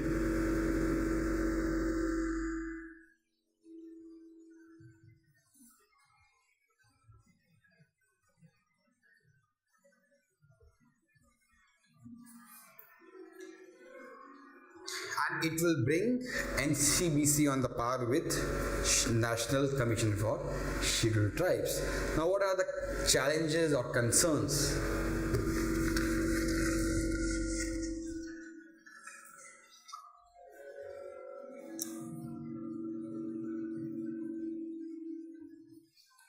First challenge is implementation.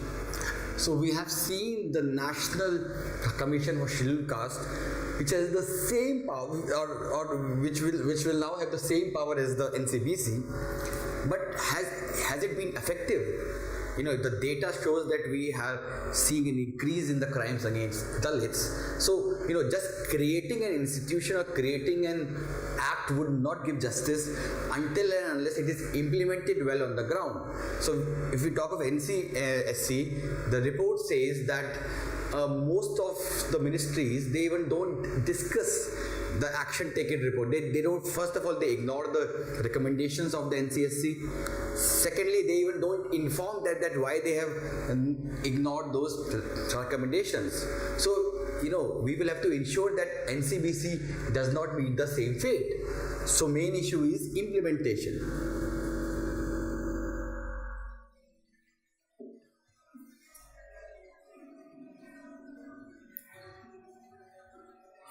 Also, the recommendations of the commission is not binding.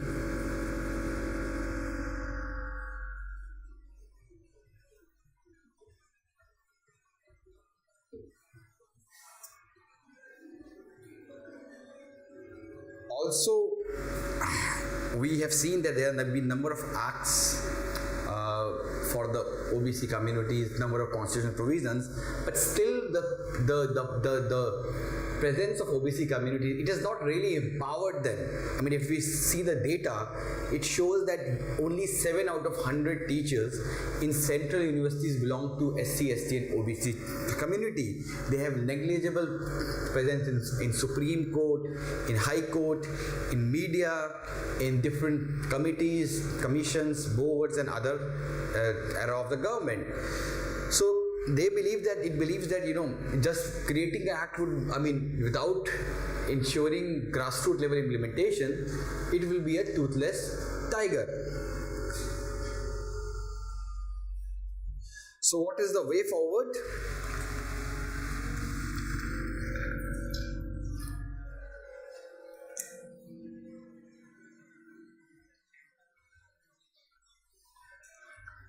So if this question comes in exam, you should say that this is a good move, but along with this move, we should take or the government should take some other actions also in order to holistically improve the condition of the backward communities. This could be a good kind of a way forward or a conclusion.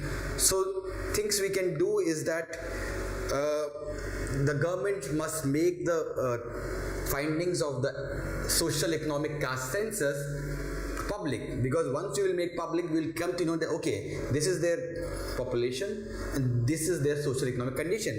Based on that, we can mold our reservation policy. We can say okay, they have improved, so the seats which should be reserved for them should be reduced, or if their condition has been found bad, the reservation could have been increased. So first thing which government should do is it should make SECC data public,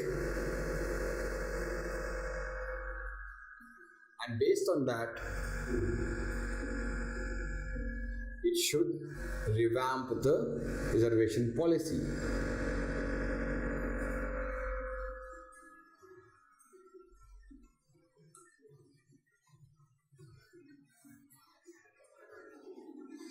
Also, we require a sub-categorization of OBC. So there have been number of OBC communities like Yadavs, some states Jats, Kurmis, all they have Koiris, all they have actually improved, and most of the other OBC communities, they have been their condition is just equal to that Dalit community. So what we require is that we require a sub-quota within OBC community, because otherwise the more backward OBC communities, they are not able to compete with the more progressive OBC communities, and that is the need of the hour.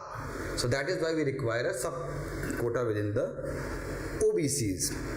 Also, political parties should rise above vote bank politics, and they should work towards the social justice.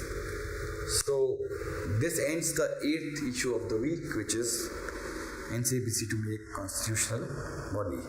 Next is the next issue, which is central pushes for quota in promotion for SC and ST.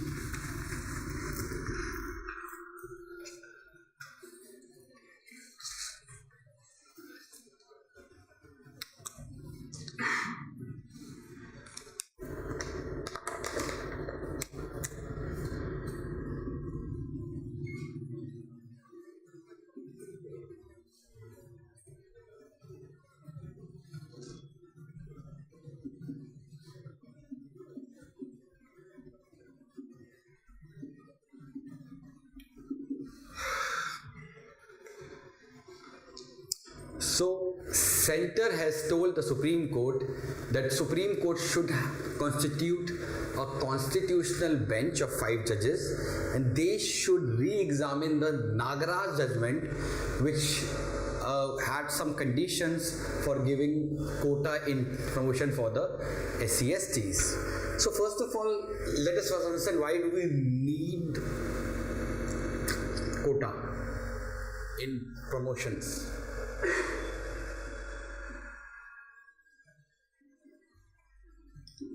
See, most of the scheduled caste people, they enter the service at a very late age. They enter around 30. Average age is around 30 for the scheduled caste people or scheduled tribe people to enter the services. Now, as you know that you require at least 32 to 33 years of services in order to be promoted to the secretary rank. Now these people, since they enter the service at 30, they do not raise till, or they do not promote till the rank of secretary. Now this means that at secretary level, you don't have any representation from the scheduled caste. The recent stats show that there are just 4 SC and ST officers at secondary rank out of 200 officers. So around 23% of the population has just 2% representation at the secretary level.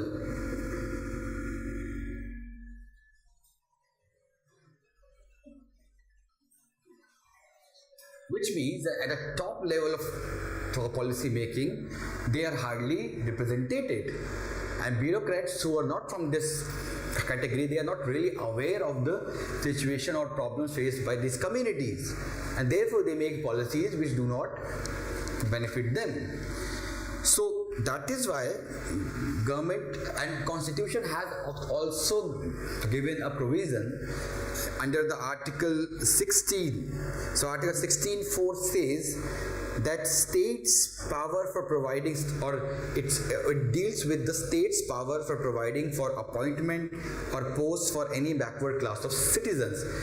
Article 16(4)(a) says that it enables the state to provide for reservation in matters of promotion to SC and ST who in the state's opinion were not adequately represented in the services. So this is constitution clearly gives power to the government that they can make laws with respect to declaring or having quota in promotions for the people belonging to the SC and ST community.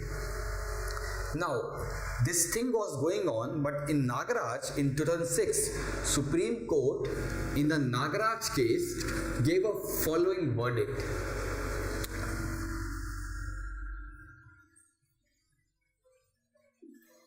It said that government cannot introduce quota for promotion for the SC and ST employees unless they prove that the particular Dalit community is backward. So there are 3 criteria.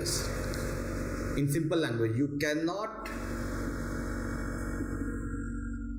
give quota in promotions unless you fulfill 3 criteria. First criteria is that it is backward.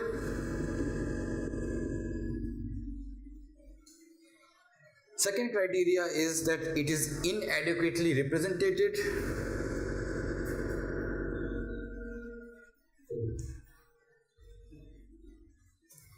And thirdly, that reservation in promotion would not affect the overall efficiency of public administration.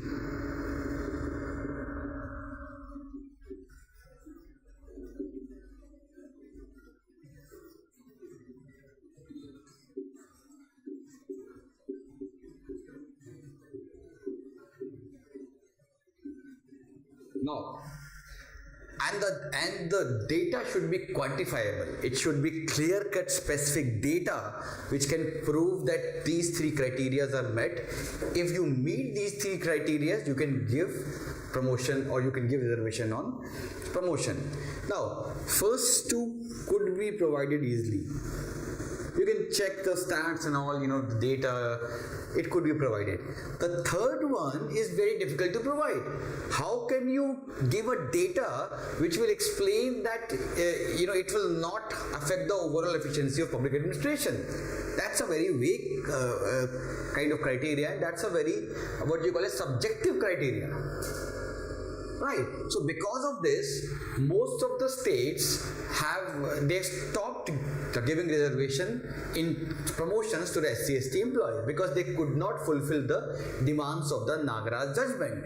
So now the center has appealed in the court that you revisit the Nagaraj judgment, and the logic they are giving, the center is giving, is that the Nagaraj judgment has virtually made the Article 16(4)(a), it has virtually made it impossible to implement.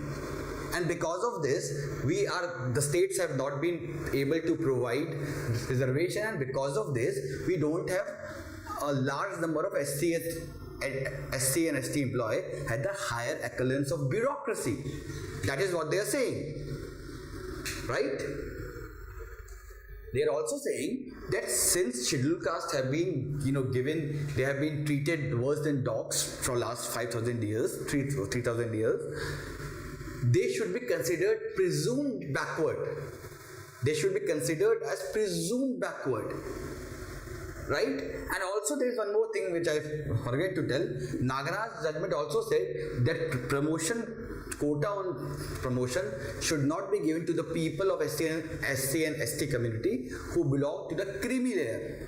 So the center is saying that, Indira Sahni judgment clearly said that this creamy layer concept is only for the backward communities and not for the SC and ST communities. Therefore, it will be unfair if we will exclude the creamy layer of the SC and ST community from this promotion thing. Right? It will be unfair. So therefore, center has said that you should revisit the Nagaraj judgment. Only then justice will be given to the SC and ST community.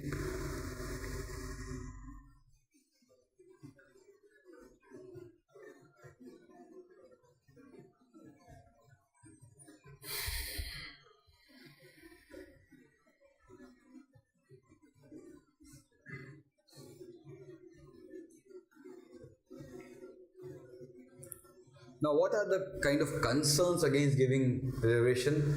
So, these concerns are there that it would kill meritocracy because you have the promotion will be based on the caste, not on the basis of the performance. But my argument is that we have seen the same bureaucracy and most of them belong to a particular caste. Did India became Singapore? I mean, these people did not. When you talk of efficiency, they were not really efficient. So if they were not efficient, how can they claim that if a particular community will come, they will be, the efficiency would be decreased because they themselves were not efficient. One more thing is that it will lead to monopoly of some sections in the higher cadre. This thing could happen. I mean, there is no clear criteria for that. There is also one thing that it would be discriminatory because you can have a scenario where a person who is a junior in batch will become your boss, and that will be humiliating and that will depress the morals of the other sections of bureaucracy. So these things are the concerns which are raised against the quota in promotion, that these are the ill effects which it can, or these are the ill effects which can happen because of this quota. Let's move to the next issue, which is why dominant castes in India are asking for reservation. This is a hot topic, hot burning issue of last 1 and 2 years, and this was in news because recently from people from Maratha community who are supposedly a dominant caste, and it's also a very, very strong landholding, politically very important caste. And they have also demanded for inclusion in the OBC category. And this is not just the Marathas, but also the Kapus in Andhra Pradesh, the Jats in Haryana, the Patels in Gujarat. All of them are, demanding for the reservation. So that has led to, why are these dominant? Because all these castes are dominant castes, they are landholding castes. Why are they actually asking for reservation? So before that, we should first understand dominant caste. So dominant castes are actually those people, they are those communities. This is a term given by the famous sociologist Srinivas. He said that, dominant castes are basically those castes who are spiritually, or when you talk of religiously, in terms of scriptural standing, they are not very high. They're not very high. But because of their control over land, on politics, on economy, they are, and also because of their population, they are a large chunk of state's population, they enjoy a good social standing. So these castes are called as dominant caste. So in the Hindu scripture or the Hindu Varna order, they might be not at a very high position, but because of the other things like control over land, control over or politics, also because their numerical strength is very much, because of this they are considered as a dominant caste, because which means that they have a good say in the area which they live, right? So why are dominant castes asking for reservation?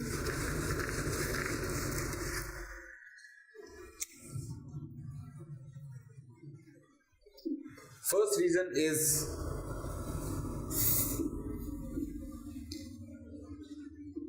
farmers' distress.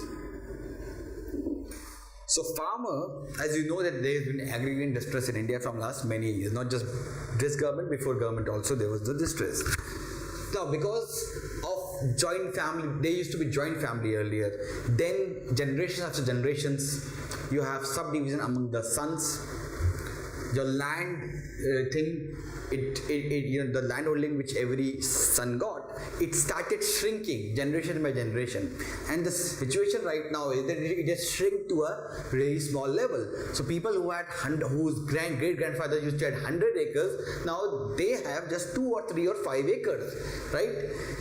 Also, agriculture has not been doing really well from last many years. There have been slowdown in growths, there have been crash in prices, and since these castes are dependent on land, they are basically a land holding caste, they have seen, or they have borne the biggest brunt of this crisis. And now since they have borne the biggest brunt of the crisis, they want to leave agriculture. They want to leave agriculture, and they want to go to, or they want to have a non-agriculture job. But for that they have to compete, and when they go to the kind of non-agriculture job, they need a reservation, because they think that they cannot compete without the reservation. Second reason is crippled urban economy. Now they usually migrate to the urban areas to find a job. When they go to the urban areas, they find that there are hardly any opportunities in the private sector. You have opportunity in the private informal sector, but you don't have opportunity in the private formal sector. The only opportunities that you have is in the government sector. And in the government sector, as I have told, that there has been the problem of reservation, and they are in general category. It's very tough for them to clear the exam. Therefore, they are demanding that, if we get reservation, we will get into, or finding the, or getting into the government job will become easier. Third is resentment against other OBC communities.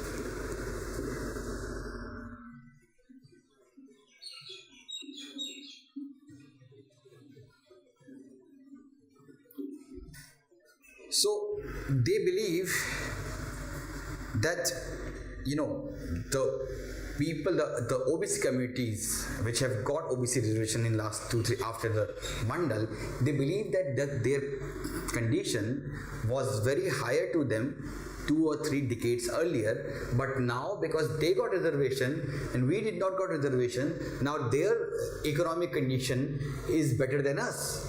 So that kind of competition gives them a sense of resentment that these communities who are inferior to us, they have become superior to us, or at least economically superior to us thanks to reservation which they got.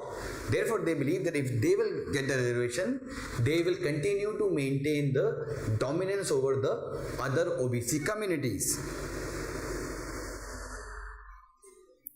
Also, and last reason is political support.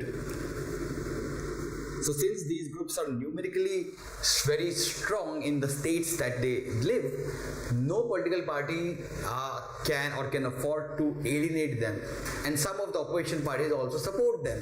So this gives them a moral booster, and that is why they support the demand of reservation.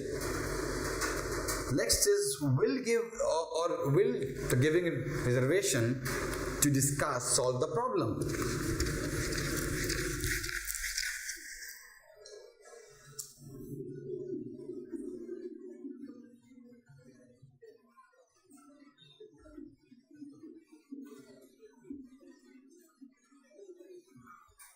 Well, recently Gadkari, he's one of the very few ministers of the cabinet which I really admired, because he's a kind of a doer. He has done really well in the infrastructure sector in India in the last 4 years, and he has to be appreciated for that.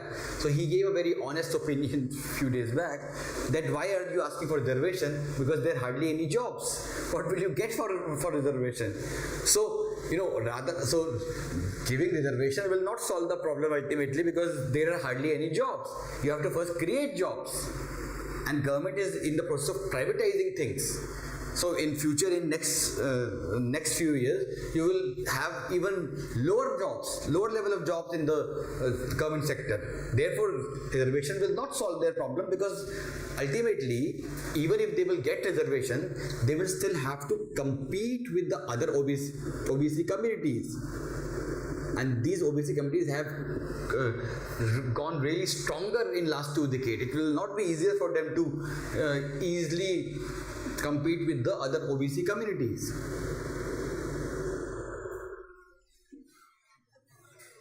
So, it will definitely not be enough, because, first of all, there is no job, so it will hardly have any significant impact in their condition. Secondly, they still have to kind of compete with the other OBC communities, and without proper education, they cannot do that. And thirdly, so what should be the way forward for this?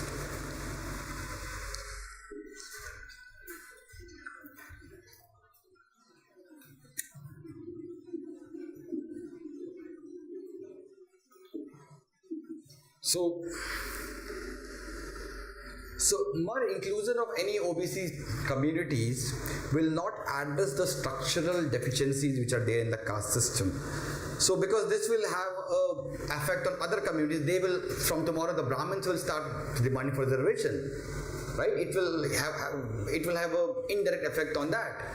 So what government should do is that it should first ensure, because the concept of reservation was about giving justice to the backward communities. So what government should first do, government should first have a calculation which communities are backward, which are forward. There should be proper data which should be there, and based on that data, it should include or it should exclude any community from the OBC category. Just because some people are marching on the street and demanding OBC quota, if government will succumb to them, it will mean that it is making its life tougher in the future years, because more and more communities will then rise up for reservation.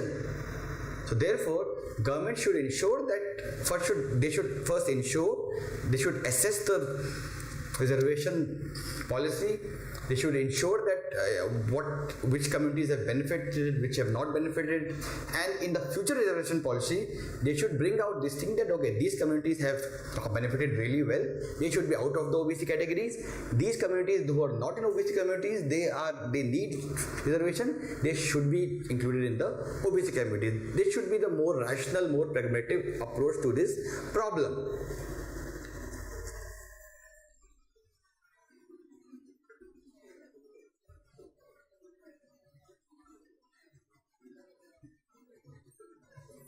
Let's move to the last issue of the day, which is the last main issue of the day, which is the draft e-commerce policy.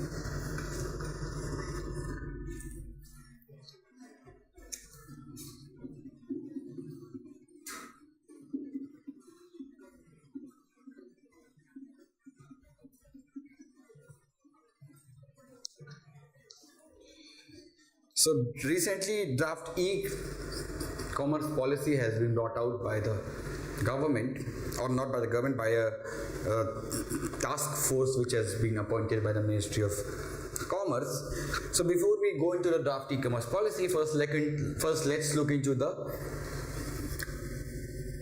current and the future perspectives of e-commerce.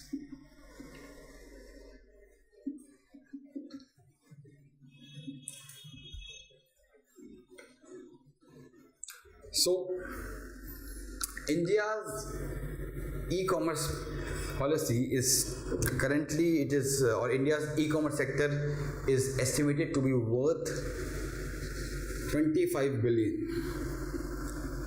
and it is expected that it will grow to 200 billion in next 10 years.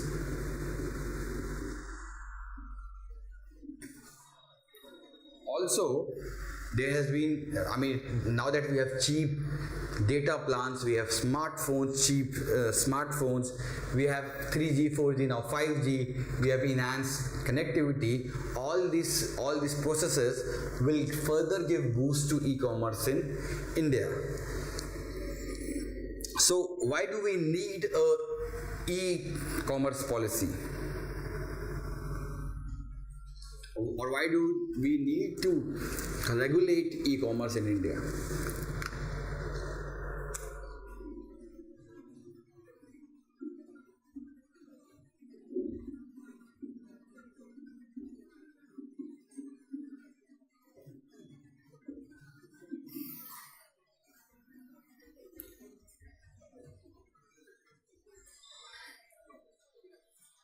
Well, first of all, see, as we have discussed in the earlier part, that e-commerce sector is now not a small sector.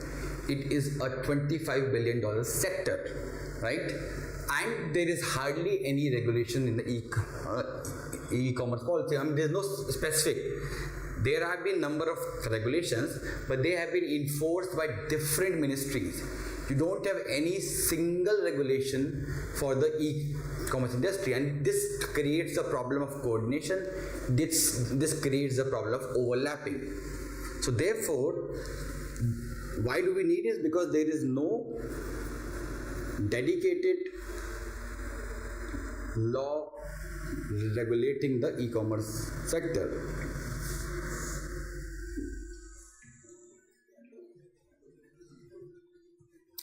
Well, when the sector grows, it's the basic concept of a free market economy. When a sector grows, we need an umpire.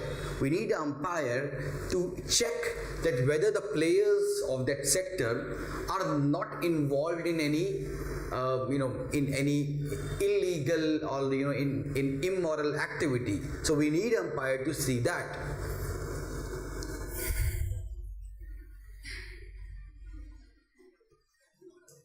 So what are the current limitations on the e-commerce sector? Let's look at the current architecture or current policy with respect to e-commerce sector.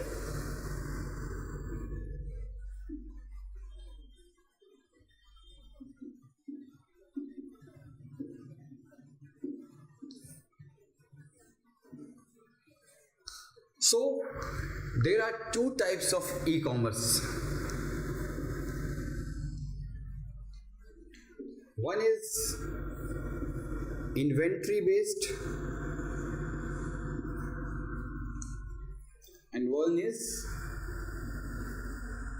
marketplace based.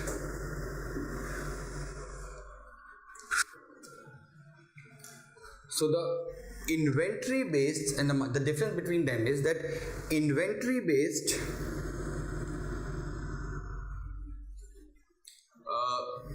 e-commerce website, they sell their own brands. The example of this could be Manthan. They sell their own brands.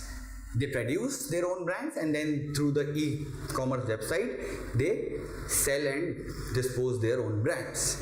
Second is the marketplace based model.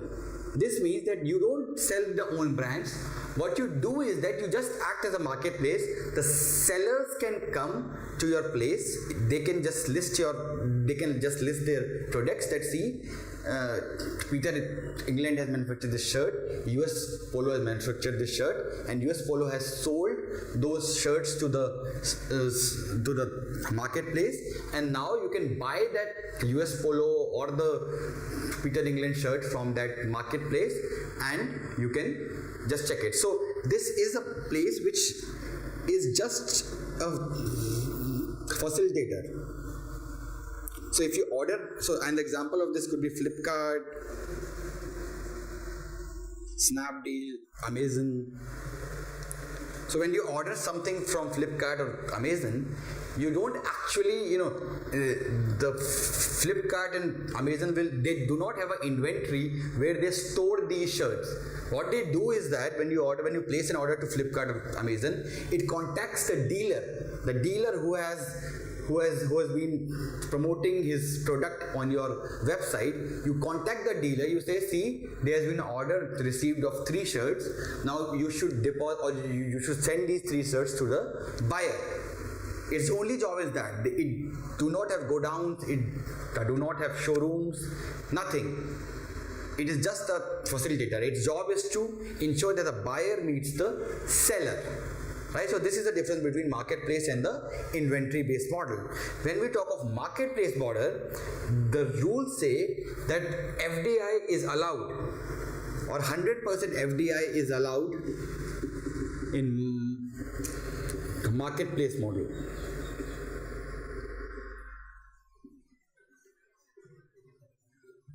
But when we talk of inventory based model, FDI is not allowed here.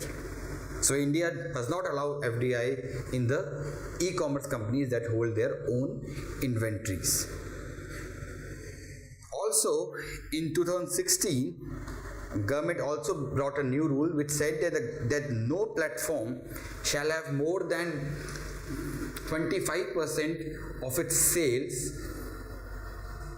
coming from a single seller. So there is an understanding that 25%, more than 25% of sale cannot be done by a single seller.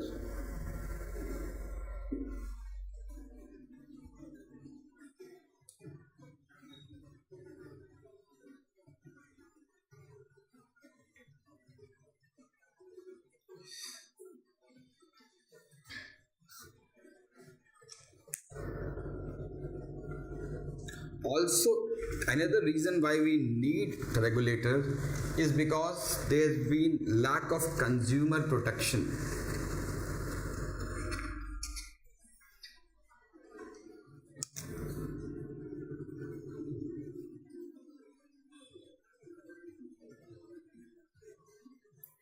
So there have been incidences where you have ordered phone and you have received bricks and soaps, and there have been incidences where the MRP price is higher than or you paid more than the MRP prices. Right now we have a person who gets cheated. He can appeal in the National Consumer Helpline of Consumer Affairs Ministry, but that helpline is already, it's overburdened. You have so many other incidences there that it hardly helps you. So we need a dedicated consumer helpline for the e-commerce sector redressals. So let's now look at the key recommendations of the e-commerce policy.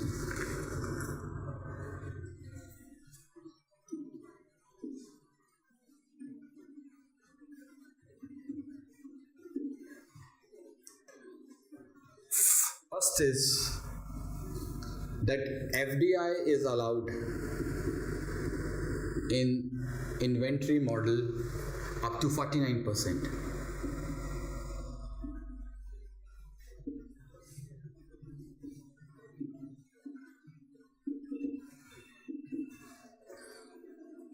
So which means that, but there is a condition that inventory or that site has to only sell 100% made in India goods.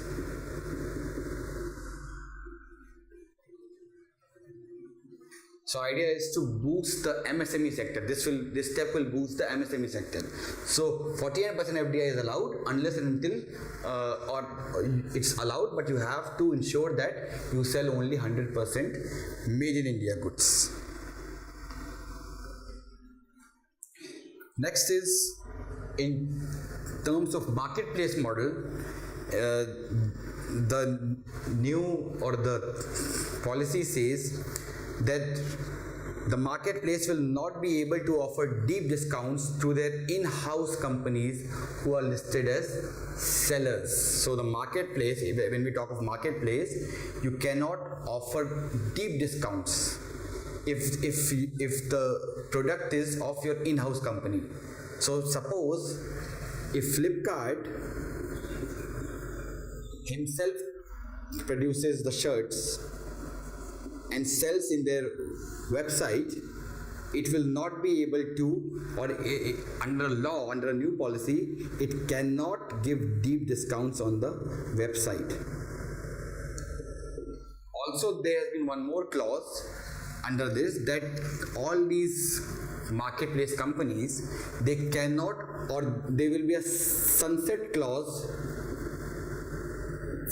for the deep discounts, which means there will be a time limitation that you can only give discounts for like 5 days, 6 days, 7 days. This will be decided by the new regulator.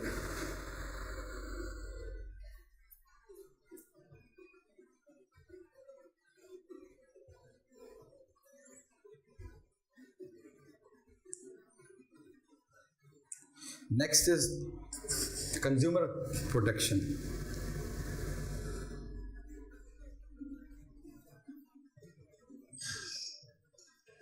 So when we talk of consumer protection, there will be the policy has suggested that there will be a central consumer protection authority which will be established, and this will specifically deal with the consumers of e-commerce. Next we have is redressal for the players in the market. So if Flipkart or Amazon has any problem, there will be a separate wing which will be established in the ED, and this will handle the grievances related to the guidelines for the foreign investment in e-commerce. Next we have is the payment thing.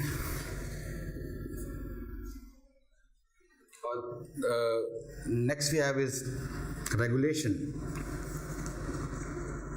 So in terms of regulation, Competition Commission of India has been, under the policy, it has been given the task, and he will ensure that if any two groups have, or if any two groups have merged, whether it will restrict the competition in the market or not. So it will mean that recently the Walmart has acquired Flipkart, that deal would come under the scrutiny, because this could, restrict the competition in the market.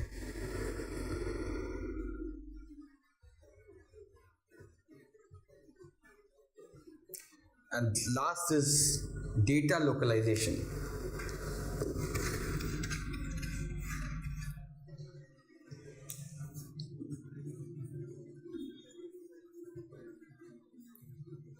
So with respect to data localization, it says that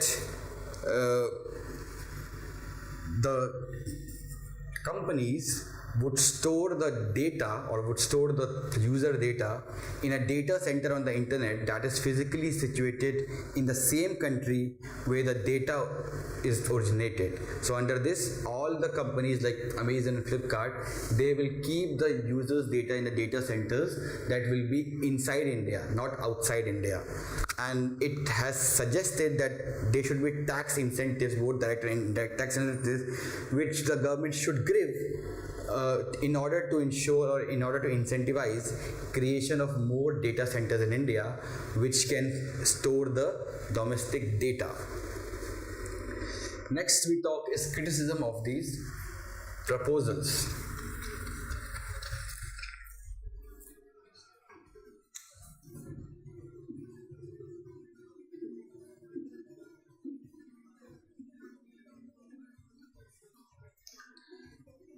First is that it will, many skeptics are that it will create licensing raj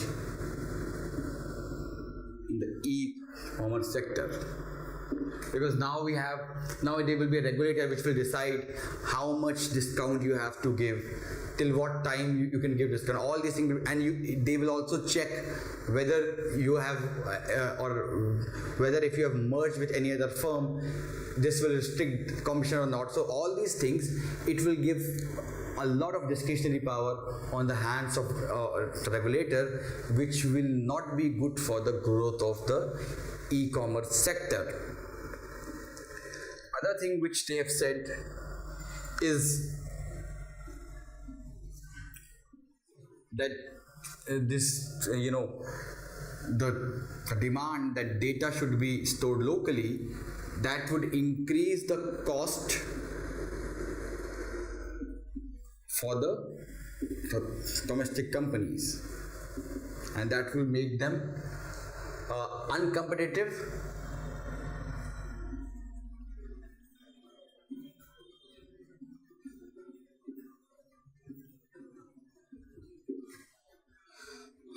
So therefore, because of this criticism, because Flipkart and Amazon, all of them have criticized, because of this, the government has withdrawn this policy, and it said that it will come with a new policy in next 2 or 3 weeks.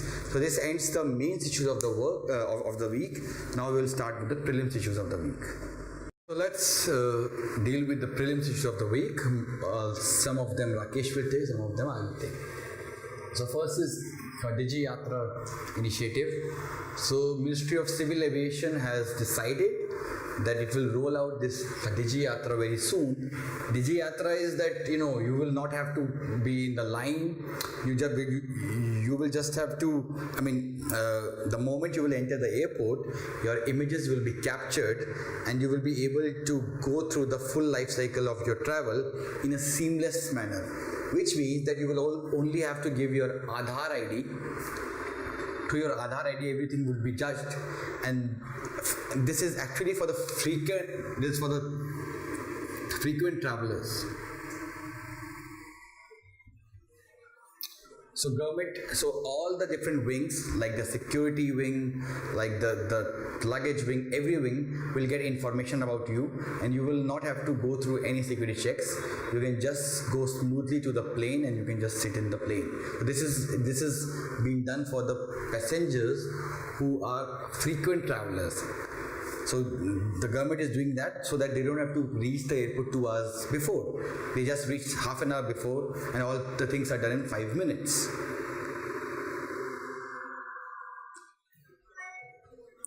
Next is government has set up a dedicated gold council.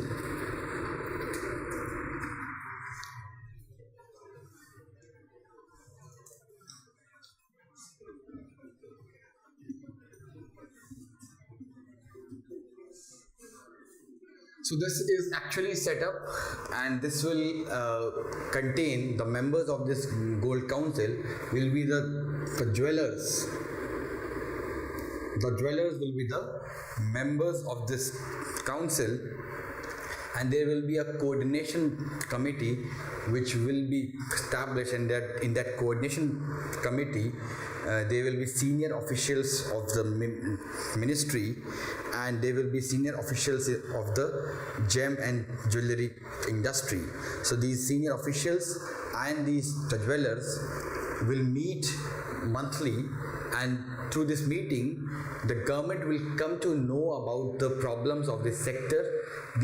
The members of this domestic council of gold, they will give advice to the officials, and based on that officials will revamp or they will reintroduce a policy. Idea is to increase the interaction between the industry and the government, because there have been incidences where the government takes action without asking for advice from the industry, and that leads to adverse effect on the industry. And as you know, the gems and the jewelries, India is one of the biggest exporters of gem and jewelries, and it's a very labor intensive sector.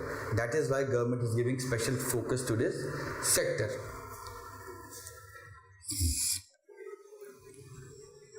So this council will work towards industry development, second job creation, third building of regional clusters, and fourthly strengthening of value chains.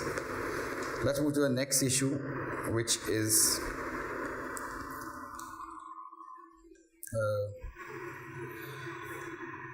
there have been 26 religious sites which have been identified under the Prasad scheme.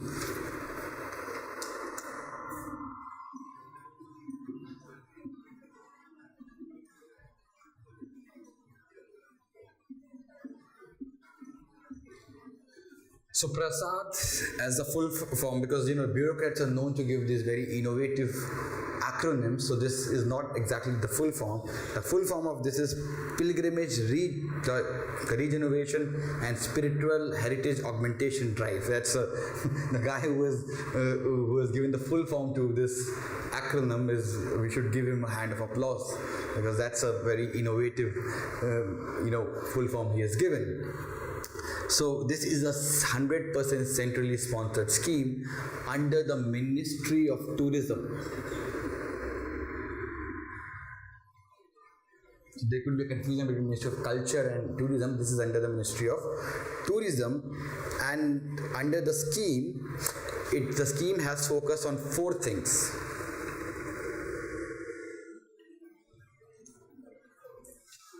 Firstly, it focuses on tourist promotion. Second, on vocational training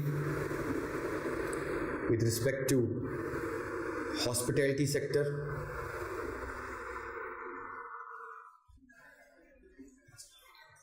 Third, हुनर से रोजगार तक. This is for the minorities. And fourthly, on improving the tourist infrastructure. So these are the 4 areas where the work is done under this program. The idea is this, in the areas which are known for religious tourism, in simple language, in area which is known for religious tourism, the idea is to improve the infrastructure and to create more job among the locals. So under this, around 26 sites have been identified, and the list is there in the notes. You can read from the notes.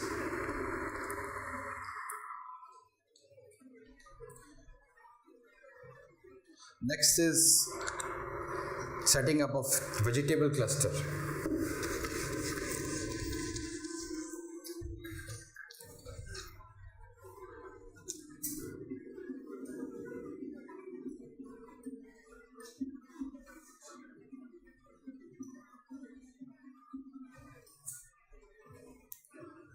So, Mission for Integrated Development Architecture, MIDH, it is a scheme of the central government.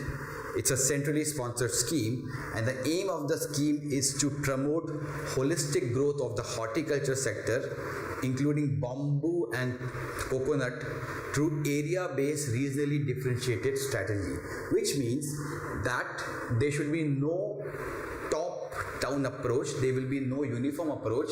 If a particular area has a particular strategy which works well in that area, that strategy would be used. If there is a different strategy which works in another area, that strategy would be used. So there will be no uniform strategy that will be used. And it also deals with research, technology promotion, extension, post-harvest management, processing and marketing, etc. This scheme also covers fruits, vegetables, mushrooms, spices, flour, cashew, cocoa, etc. Under the scheme, 85% of the funding is provided by the central government and 15% is by the state government. So under the scheme, there will be a new vegetable cluster which will be established, and that's why it was in the news, that's why I'm taking, because the scheme is an old scheme. But under this MIDH scheme, the government has announced that a cluster-based approach will be done for production and linking it with the available infrastructure, and this cluster will be done for the vegetable.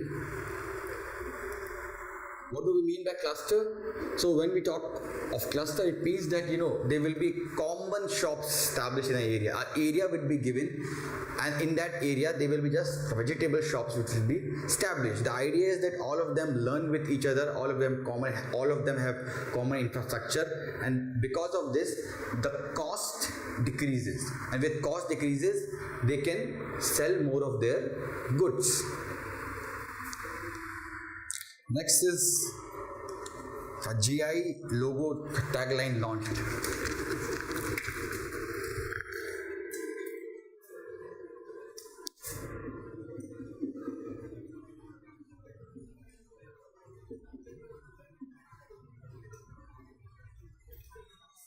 So for GI or geographical indicator, government has, or Ministry of Commerce has launched a logo and a tagline to increase the awareness about the intellectual property rights in the country.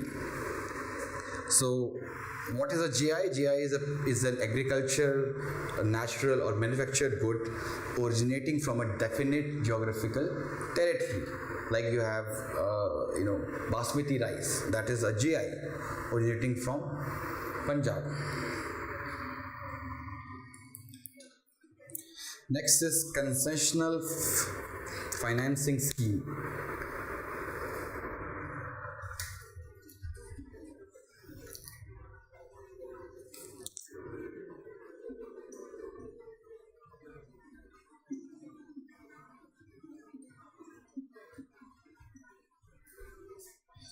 So this scheme is this scheme is an old scheme, but Union Cabinet has approved the first extension of the scheme. So the full name of the scheme is Concessional Financing Scheme to support India's entities bidding for strategically important infrastructure projects abroad. So this scheme advises the government of India. So see, what happens under the scheme is that suppose there is an Indian company which is bidding abroad and it is in the process of acquiring a important or strategically important infrastructure project abroad. So suppose there is Reliance who is bidding to acquire, suppose, a gas field in Kazakhstan. Right? Now it is good for India that an Indian company acquires a gas field in Kazakhstan. So what Indian company will do is, what the government of India would do is, government would give loan, or government will refinance the EXIM or the Import-Export Bank, right? And then this Import-Export Bank will, or not government will not finance, government will give a guarantee to the import export bank that if Reliance fails in giving the loan back, we will give the extra money to you, or we will give the amount which you have given as a loan to Reliance. So after this guarantee, import export bank gives loan to Reliance, for example, at a very cheaper interest. And after getting that loan, Reliance then bids for the strategically important project. This is the all idea about the program. Because see, in China, the Chinese companies, the Russian companies, the state usually supports their companies, and that is why these companies, we have seen this trend that these companies, or the companies from these countries, they were able to acquire assets, strategically important assets abroad, but Indian companies failed to do that because we did not have the proper access to credit. So to solve that problem, government came out with this scheme that we will give guarantee to import export bank, and export and import bank, after getting that guarantee, it will give loan to the Indian company at a very cheaper price.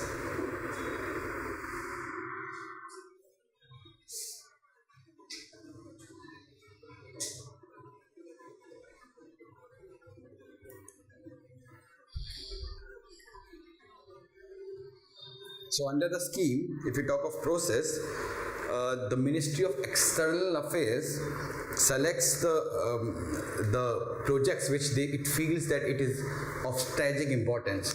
So MEA, or Minister of External Affairs, selects or identifies the process, or identifies the projects that this project is strategically important for India, and then it sends the name to the Department of Economic Affairs.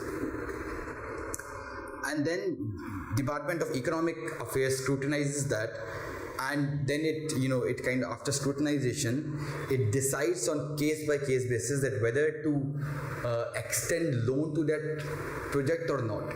So after that, based on that, the Secretary of Department of Economic Affairs decides to give loan to these companies or not.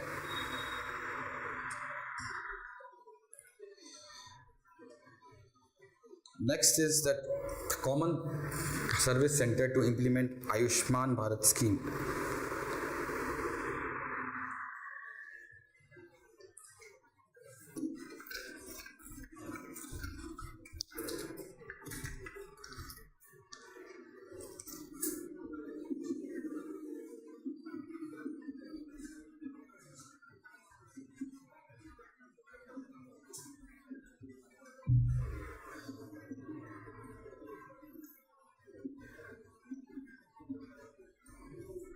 So Ayushman Bharat scheme is, as you know, we have discussed, CSC is Common Service Center.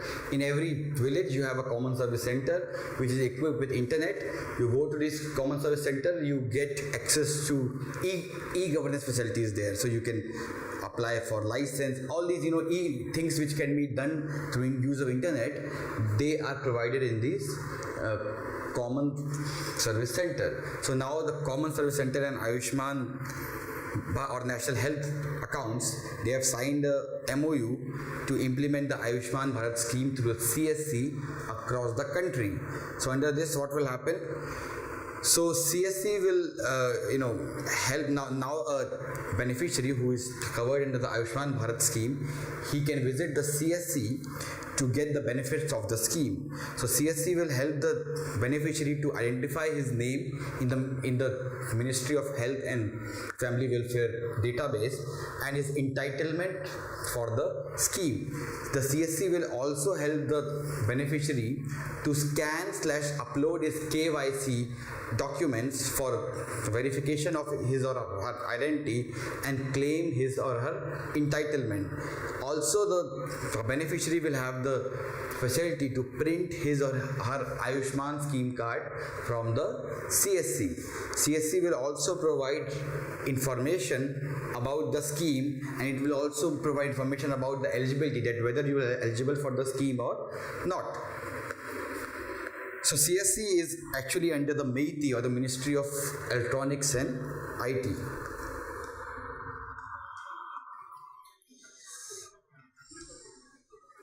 Next is Niti Aayog launches Move Hack.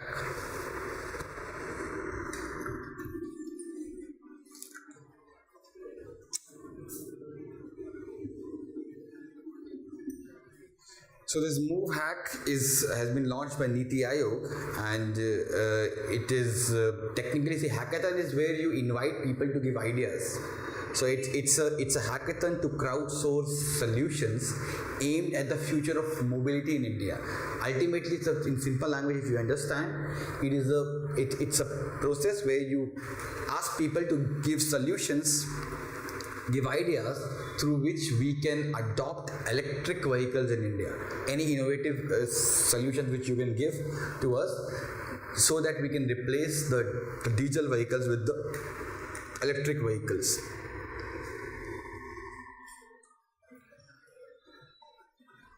So this is basically the people will give solutions related to transportation sector, and within the transportation section they give basically solutions or suggestions regarding the electronic sector. Next is India ranks 56 in the early initiation of breastfeeding.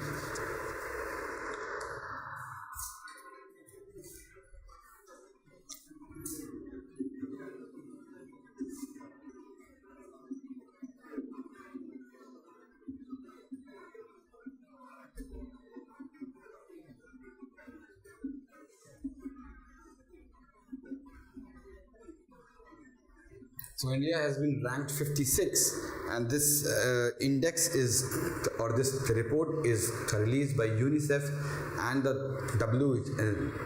WHO, and out of 76 countries, India is ranked 56. The country which is ranked 1 is Sri Lanka, and even the poor countries like Kazakhstan, Rwanda, Bhutan, Uruguay, they have also fared better than India.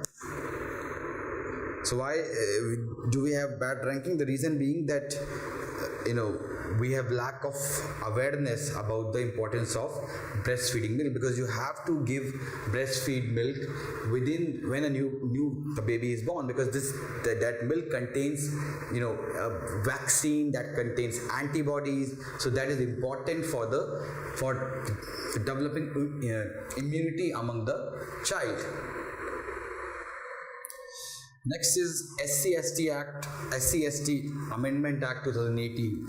So this act I would not really explain, but I will explain the purpose.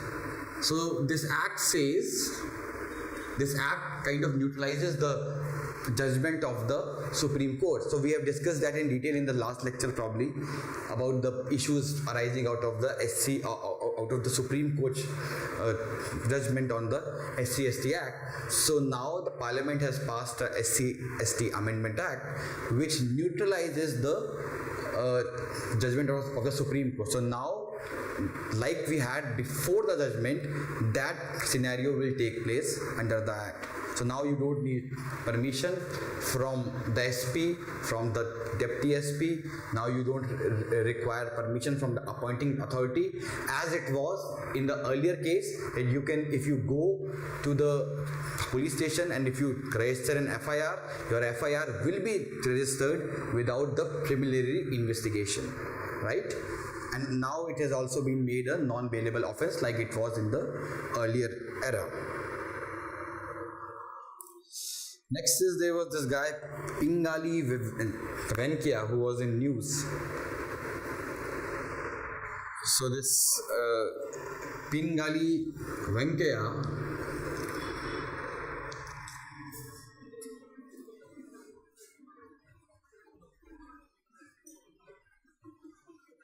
was a person who was the designer of India's national tricolor.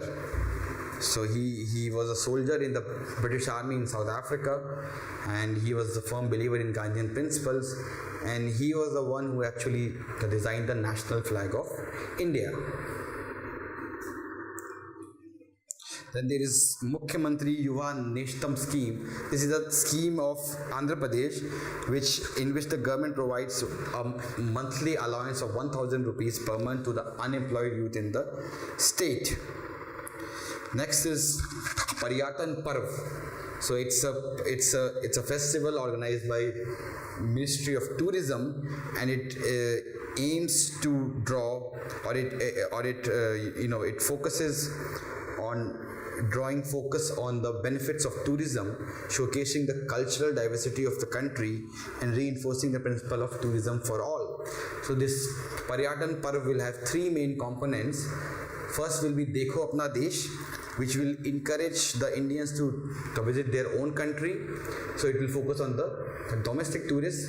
Second will be the tourism for all, which will mean that organizing the tourism events across all destinations in the country. And third will be the tourism and governance, it will be an interactive session and workshop with stakeholders on varied themes like skill development in tourism sector and innovation in tourism. Next is e-way bill system. So e-way bill system, this I will have to explain on board.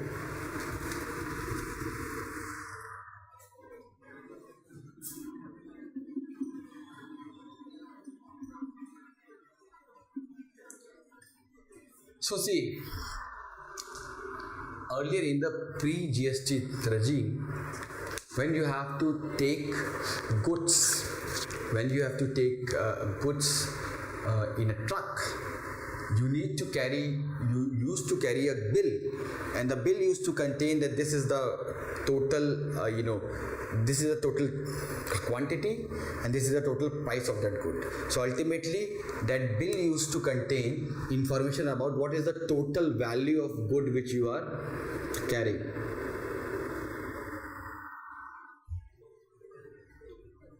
And based on that, you had to pay the taxes.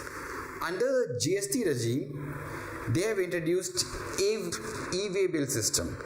So in the e-way bill system, you get everything is done online. So it's a single and unified bill for the interstate and intrastate movement of goods for the whole country. So under the bill, e-way bill is generated online, and both the tax authorities and the person can carry the bill online. It can carry the bill in the mobile, and it can show, and at like when it enters a state, it can show that see they have paid the bill, and they will be a kind of a mobile thing. The tax authorities will also have information that this is the bill that is generated. So it will create a hassle-free movement. It means that it will, the truck driver will not be first of all harassed, because now everybody has the information, and he will also not have to stop at every checkpoint, because now the tax authorities will have information that this truck has paid the bill, so we don't need to stop him. So there will be a smooth process. It will be a smooth transaction process, smooth transport process, where a truck driver will not have to stop like for an hour or 2 hours at every check post.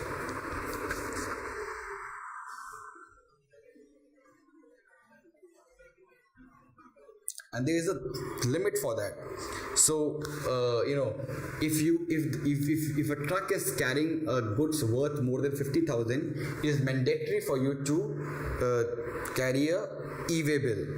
And this e-way bill is valid for 1 day for the distance of 100 kilometers, and for additional 1 day for every additional 100 kilometers thereof. So why this was in news was because recently e-way bill has been introduced nationwide for interstate and intrastate movement of goods. Lakshmi portal for education loan.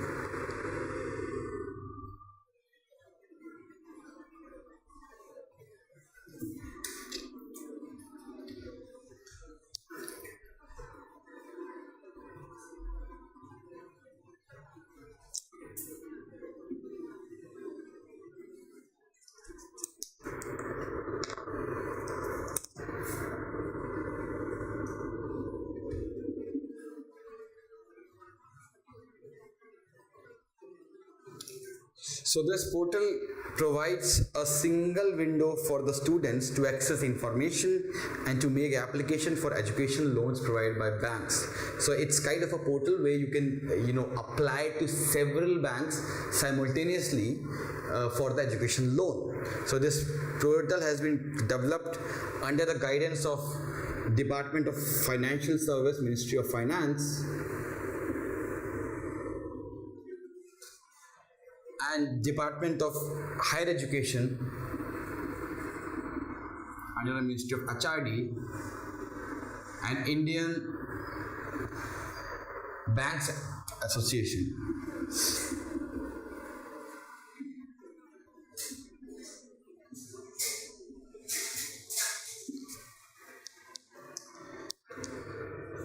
So after applying through this portal, students can always view, apply and track the education loan applications to bank anytime, anywhere by accessing the portal.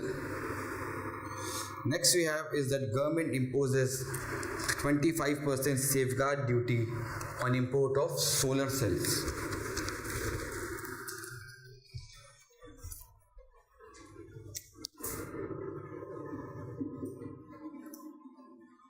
See, I don't do all the prelims topics. Some of them I leave it for you. Some which are very basic, where I don't need to explain anything, I leave it for you too, because these are there in the notes, so you can read it from the notes.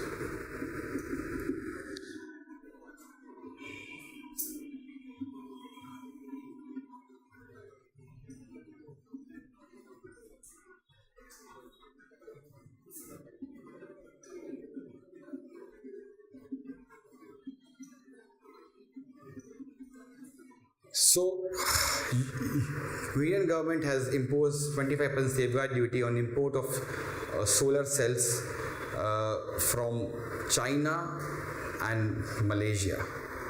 So what is a safeguard duty first of all? So safeguard duty is a tariff barrier imposed by the government in order to protect the local industry.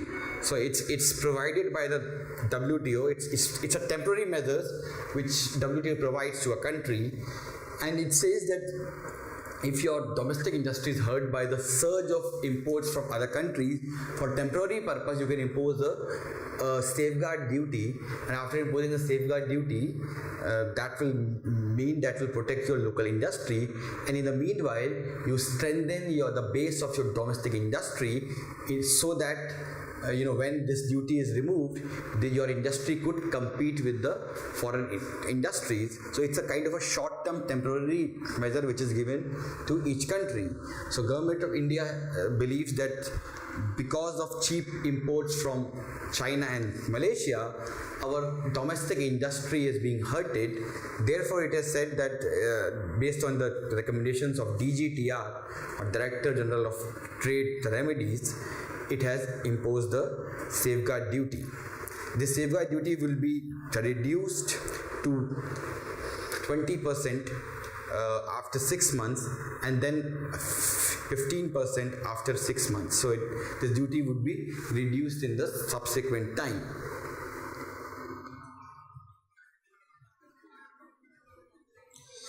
Next is Lok Sabha files,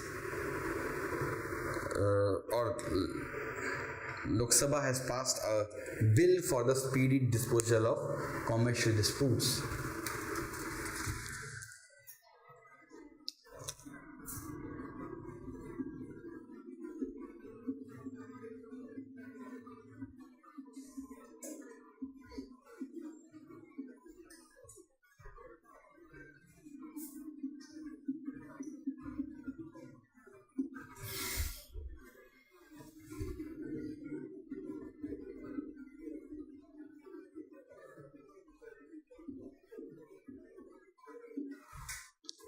So, Lok Sabha has passed a commercial bill, Courts Division, Commercial Applicant Division of High Courts Bill 2018. It will replace the ordinance which was promulgated by President in May 2018. And the key features of the bill are the following. So this bill is passed with the intention to to improve the process of ease of doing business in India, because it talks that the earlier bill, it created a dedicated commercial courts in the high courts, and these commercial courts used to deal with the cases of commercial dispute.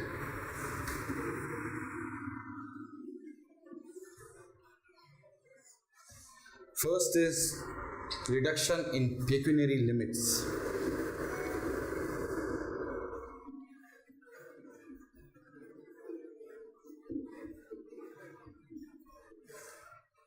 So in the original bill, the commercial courts and divisions in high court, they can only decide the commercial disputes with value of at least 1 crore.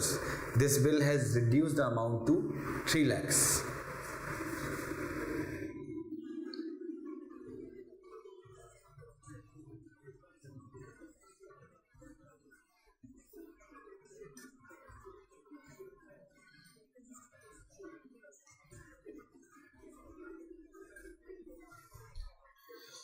Next is that there will be establishment of certain commercial court.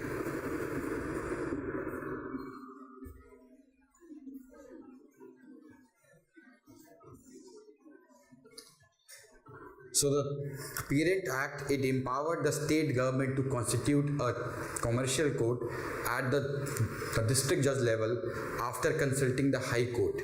It had bade such commercial courts to be constituted in cases where the High Court has the original jurisdiction to hear the commercial cases. So in cases where the High Court has the original jurisdiction to hear the cases, the courts at the district levels, they were barred from hearing it. This amended bill removes this bars and allows the states to constitute commercial courts where high courts have original jurisdiction. Third is that there will be a commercial appellate court.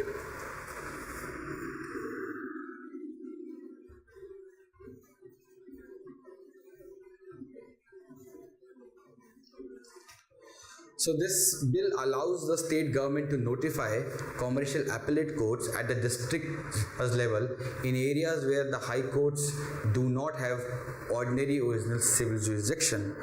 These appellate courts will hear the appeals against the commercial courts below the level of district judges. Next is mediation.